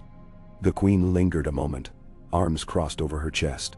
She felt the cold more keenly now, as if it seeped deeper into her bones with every reminder of what lay ahead. Aegon stood at her shoulder, silent and respectful. Then, when the footsteps had faded, he spoke gently. "We should rest. The road tomorrow will be no small challenge." She gave a faint nod. "I'll go to my chambers, at least for a time. But I doubt I'll find much sleep." Mon. They parted ways in the corridor, with Aegon making his way back toward his own rooms. The queen walked to her tower, escorted by a single king's guard. She passed tapestries stiff with cold, their colors dulled by the lack of sunlight. In the tower stairwell, the wind howled through every gap, rattling the arrow slits. She climbed steadily until she reached the top floor, entering her chambers. Inside, a small fire crackled in the hearth, courtesy of her handmaidens. One of them, Lina, hurried forward with a shallow bow. "Your Grace, shall I bring spiced wine? Or would you prefer a hot broth?" The queen managed a weary smile. "A bit of wine, thank you." She allowed the maid to help remove her cloak, shaking off half-melted snow. The room's warmth was modest, but still it made her shiver as sensation returned to her chilled fingers.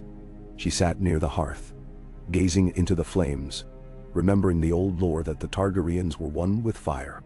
Right now, it seemed even fire could not banish winter's hold. Lina returned with a steaming cup. The queen sipped, letting the sweet, spiced liquid soothe her throat. Outside, the wind beat against the shutters, persistent as a living thing. She caught faint glimpses of the city's rooftops from the windows. The world felt so precarious. Everything hinged on the idea that the living could hold together against the dead, that she and Aegon could stir the houses to unite. If they failed, the very notion of a realm would vanish under the snow. There was a knock at the door, followed by Sir Brendan's voice. "Your Grace, I know you wish to rest, but we found a traveler at the gates. A man who claims to have come from the Riverlands with urgent news. He's half frozen." Daddy. The queen's heart quickened. News from the Riverlands was scarce. She set aside the wine, rising from her chair. "Bring him to the antechamber." She turned to Lina. "Help me with a warmer cloak." Moments later, the queen entered the adjoining antechamber. It was a small sitting room, with a fire of its own. Rugs spread over the stone floor. Two guards stood by a haggard figure, who wore patched leathers and boots caked in ice. He trembled so violently that he could barely stand. Sir Brendan offered him a seat, and the queen approached with caution. When the man finally looked up, she saw a pair of bloodshot eyes, cheeks rimed with frost. "Your Grace," he gasped, voice rough. "I beg forgiveness for my appearance." She took in the sight with pity. "You're welcome here. Sir Brendan, fetch him a blanket and something hot to drink." As the guard hurried off, the man licked his cracked lips, wincing. "I was a messenger in the service of House Tully. I left River Run weeks ago. The roads were near impassable, but I had to warn you. The snows, they're unnatural. Half the outlying villages are deserted. Lord Edmure Tully attempts to rally men, but many have fled south or died." "Nain." The queen crouched beside him, placing a gentle hand on his shoulder. "Breathe, tell us slowly. You say villages are deserted?" He nodded, eyes full of raw fear. "Yes. They speak of shapes moving at night. At first, we thought bandits. But some see corpses walking. Men with eyes like blue fire. Others vanish from their homes without a trace, and any search party that goes after them never returns. It's spreading, Your Grace. Toward Harrenhal and beyond. There's talk that the fords at the Trident are blocked by ice. None can cross unless they break it inch by inch." Senor. Her stomach twisted.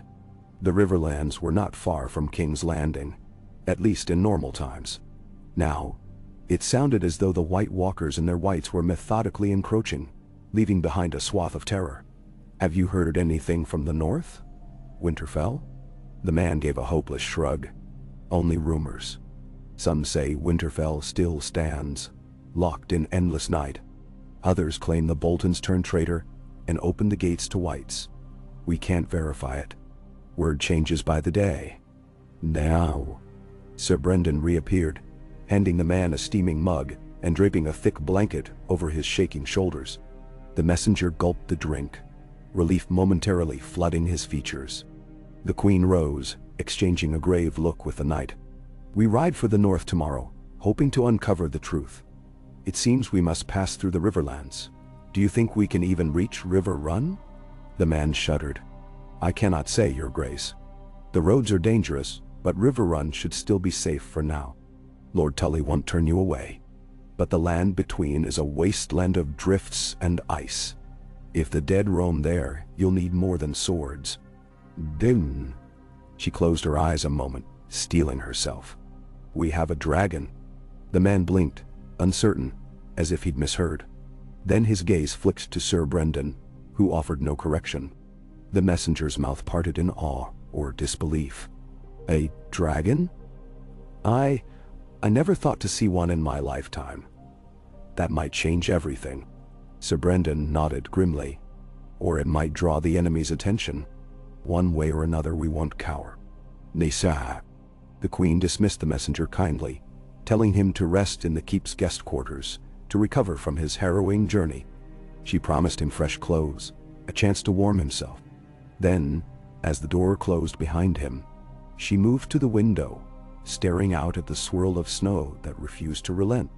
Her reflection in the glass showed a woman weighed by the crown, by the knowledge that the entire realm might collapse if they failed. Sir Brendan cleared his throat. I see no alternative, Your Grace. The news from the Riverlands is dire, and if that region collapses, we'll be surrounded by famine and undead. Still, traveling in such conditions, I fear for you. She spoke without turning. I must face that danger. If we wait, King's Landing is doomed anyway. The White Walkers will march on us. Better to meet them in the open, attempt to unite the lords along the way. If the Tullys can still muster men, if the phrase, "Seven help us," can be reasoned with, or the Mallisters, or any house that might stand with us, we must trot. Sir Brendan placed a hand over his heart. Then I stand with you. I'll see the men ready themselves. My only hope is that the realm sees sense in your courage, that they do not question your presence as a mere symbol. And she turned toward him, letting her grief and determination show. Thank you, Sir Brendan. You've served me well, beyond measure. Her gaze drifted to the shuttered window. I must speak with Aegon. We'll want to plan our precise route, or decide if we're better off traveling partly by Dragonback. But we can't leave the knights behind. Sir Brendan nodded, leaving quietly to arrange the final details. The Queen lingered, pressing her fingertips to the chilled window glass, fighting the urge to withdraw from the cold. She found herself half remembering a lullaby her father used to sing about the dragons of old. How their flames could banish darkness, now that darkness was upon them in its starkest form. That evening, word spread through the Red Keep and into the city. The Queen would ride at dawn. Streets that had been subdued for days buzzed with anxious talk. Some small folk prayed for her success. Others fretted that if the Queen left, the city might be more vulnerable. But many recognized that something decisive must be done, and the knowledge of a dragon in their midst. Some had glimpsed the black wings overhead, added an undercurrent of awe to the whispers. At the same time, the temperature dropped again, the cold knifing through shutters and doors. Frost rimmed every window, and icicles hung long as swords from roof eaves. Night fell swiftly, a blackness that swallowed the last gray light. Torches flared along the city walls, warding off the creeping dark, but the watchers at the gates pressed close to braziers, eyes scanning the whiteness beyond. No one wanted to be on duty that night, not with the memory of the Outriders' fate so fresh. Inside the keep, the Queen's retinue took shape. 20 knights, each sworn to House Targaryen or personally loyal to the Queen. Among them were men from the Crownlands, a few from the Stormlands who had arrived weeks prior. Sir Brendan commanded them all. Several pack mules were loaded with supplies: salted meats, hardtack, casks of oil, flint, and steel. Another pair of horses bore extra winter gear, blankets, tents, although how much protection a tent might offer in these conditions was debatable. Everyone carried a torch, or the means to light one quickly. The queen made her final rounds late that night, cloak drawn tight, checking to see that the men were settled in a corner of the courtyard.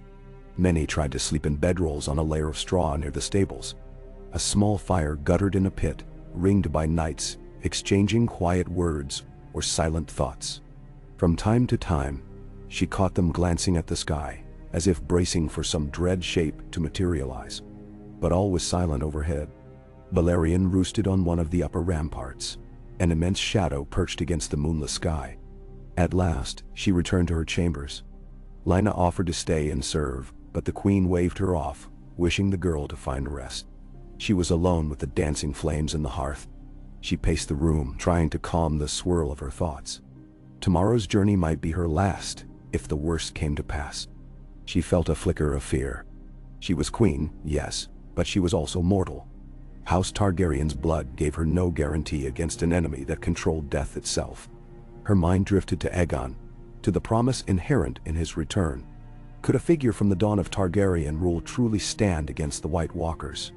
Or was fate mocking them, offering a glimmer of hope only for it to be snatched away at the final hour? She had no answers. She could only do what she must. She sank onto her bed and let her eyes close. Outside, the wind sang a lonely lament. Eventually, exhaustion claimed her, dragging her into restless slumber filled with half-formed nightmares. Pale figures slipping through swirling snow, a dragon's roar echoing across a dead white plain, the Iron Throne entombed in frost.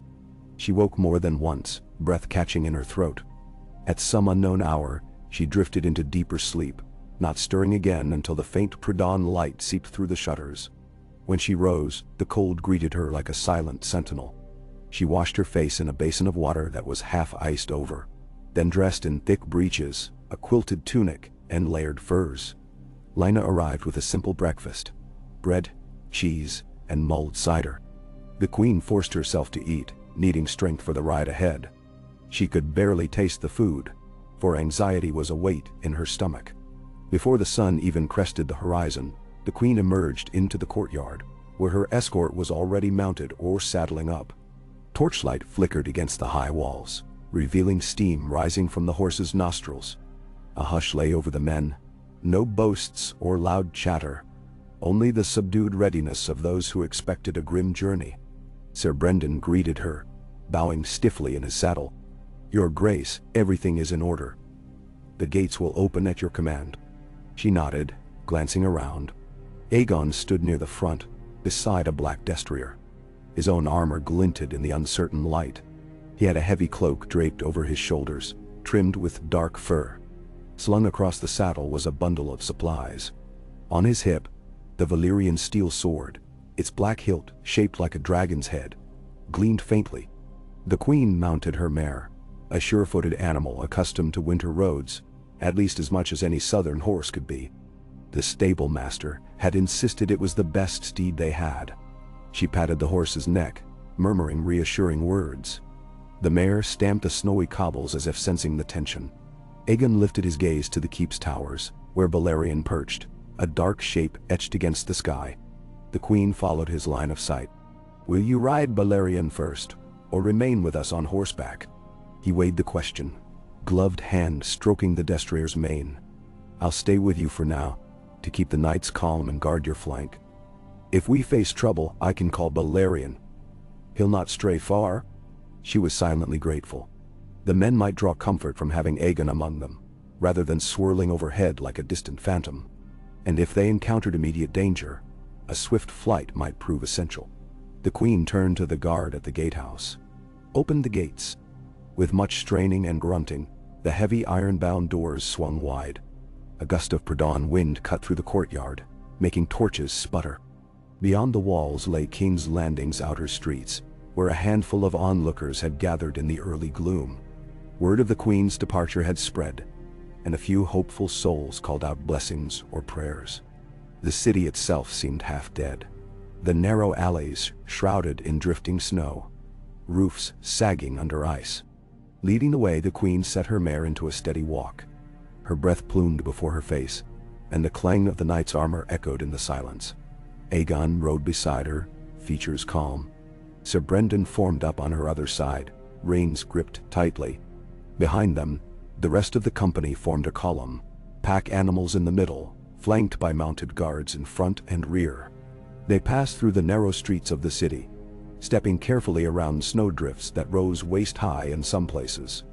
Refugees in ragged clothes huddled against the walls, stirring only to watch the small procession pass. Some reached out in silent pleas, but the queen had already ordered the distribution of what little bread remained in the city's granaries. She saw hunger in their eyes, and fear. She wondered if any would survive to see spring. Her heart clenched, but she kept riding, unable to halt the entire column to reassure them. At last, they reached the city's main gate. Here, a row of watchmen stood on the ramparts, huddled near braziers.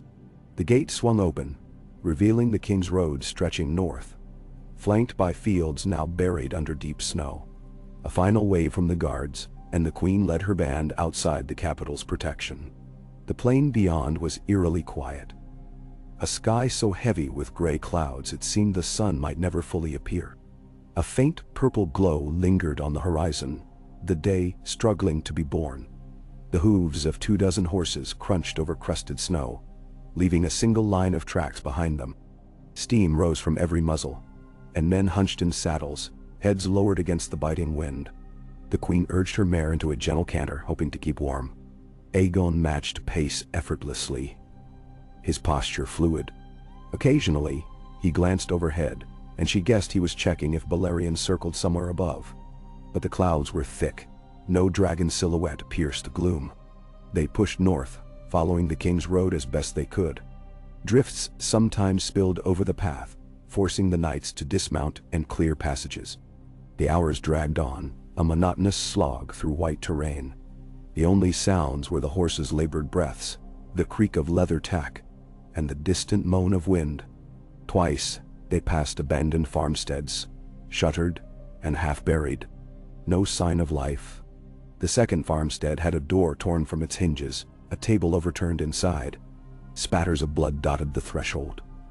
But there were no bodies to be found. Sir Brendan insisted they check thoroughly, in case any survivors hid, but the place was empty. The queen led a brief prayer for whomever had died or fled.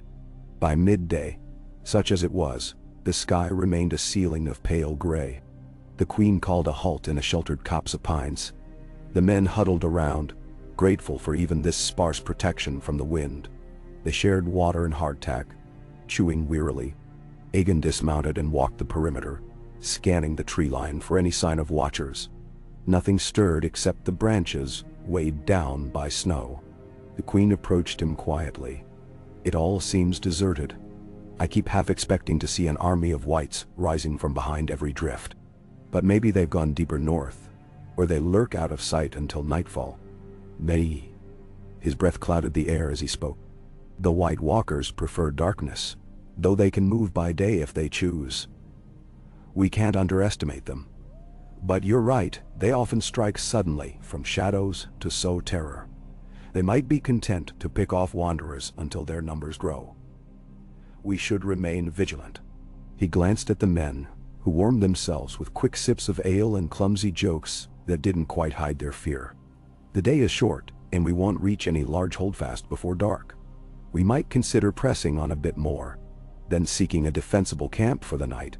"Nah, Gundin." She nodded. "Agreed. We'll head for that old inn by the crossroads, if it still stands. It's the best chance we have for a roof and 4 walls." They rode on, trudging through long stretches of featureless white. The only movement was the swirl of snow and the occasional crow circling overhead. Afternoon light waned rapidly, and the queen felt the temperature drop further, stinging her cheeks. She pulled a scarf over her nose and mouth, peering through a haze of blowing flakes. The men behind her muttered about the cold, their voices muffled. One stumbled, horse nearly losing footing on a slick patch of ice hidden beneath fresh powder. Finally, they spotted the shape of a 2-story building by a fork in the road. It looked battered by the elements, windows shuttered. The sign over the door, Once bearing the name of the inn was gone, leaving only a broken chain that swung in the wind. The yard was littered with driftwood and debris, as though storms had pounded the area. They approached cautiously. Sir Brendan dismounted first, drawing a torch and flint. Another knight readied a crossbow. Aegon stood watch near the horses, scanning the gloom. The queen waited with her hand on her sword's hilt, heart pounding. One of the men forced the inn's door open, revealing a dark interior. The stench of old smoke and dampness wafted out. When Sir Brendan held his torch aloft, it revealed a common room vacant of life. Tables had been overturned, chairs broken. Faded chalk marks on the walls suggested desperate messages or tallies, but the scrawls were unreadable. No bodies, no movement. It looked as though the inhabitants had fled suddenly, leaving behind scattered cutlery and old bedding. They checked the upstairs, found only a few battered rooms. Broken shutters creaked in the wind, letting snow drift across the floorboards. The queen joined them inside, quietly relieved there were no immediate horrors. "We'll have to make camp here. Better than out in the open. Post watches on each floor, gather enough wood for a fire in the hearth." The men obeyed, leading the horses into a half-collapsed stable to the side, clearing enough space so the animals could share some warmth. Aegon helped barricade the doors with planks pried from the broken tables. The queen oversaw everything, biting her lip at the knowledge that nightfall in such a place was risky. But what choice was there? They couldn't ride further without stumbling into darkness on the road. While the knights established sentry rotations, the queen found an abandoned corner bench near the largest hearth. Someone got a fire going, coaxing sparks into dancing flames that licked at the damp wood. Heat spread slowly, grudgingly, but it was better than nothing. A few men settled around to warm their hands, passing around jerky and stale bread. Aegon approached, removing his gloves to let the fire chase away the numbness in his fingers. "We made decent progress considering the weather. Another full day's ride might bring us to a real village or a holdfast where we can gather news." She nodded, eyes half-lidded as the flames lulled her. "We have to keep pushing. The messenger from the Riverland said it was dire. The crossing at the Trident might be blocked with ice." He exhaled, glancing at the flicker of the fire. "Ice or not, we'll find a way. If we can't cross by normal means, perhaps Balerion can melt a path, though that draw attention." "Nain." She let out a soft laugh that held little mirth.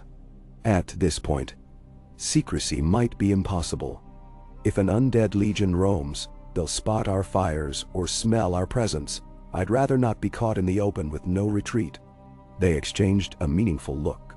Danger pressed in on all sides, yet they forced themselves to remain calm for the men who depended on them. After some time, the queen retired to a small corner where she unrolled her bedroll. The boards beneath were cold and unyielding, but better than sleeping in the snow. Aegon assured her he would take the second watch, walking the perimeter. Night descended like a final curtain, the winds howling intensifying. Drifts piled against the walls, pressing in as though to bury the structure. Somewhere upstairs, a shutter banged repeatedly, a haunting echo that set everyone's nerves on edge. The men dozed in shifts, weapons close at hand. Occasionally a horse outside snorted or pawed the ground, uneasy. The queen drifted in and out of shallow sleep. She dreamed of pale figures at the windows, pressing ghostly hands against the glass. She saw the outrider's lifeless form, the blood in the snow. She jerked awake once, heart hammering.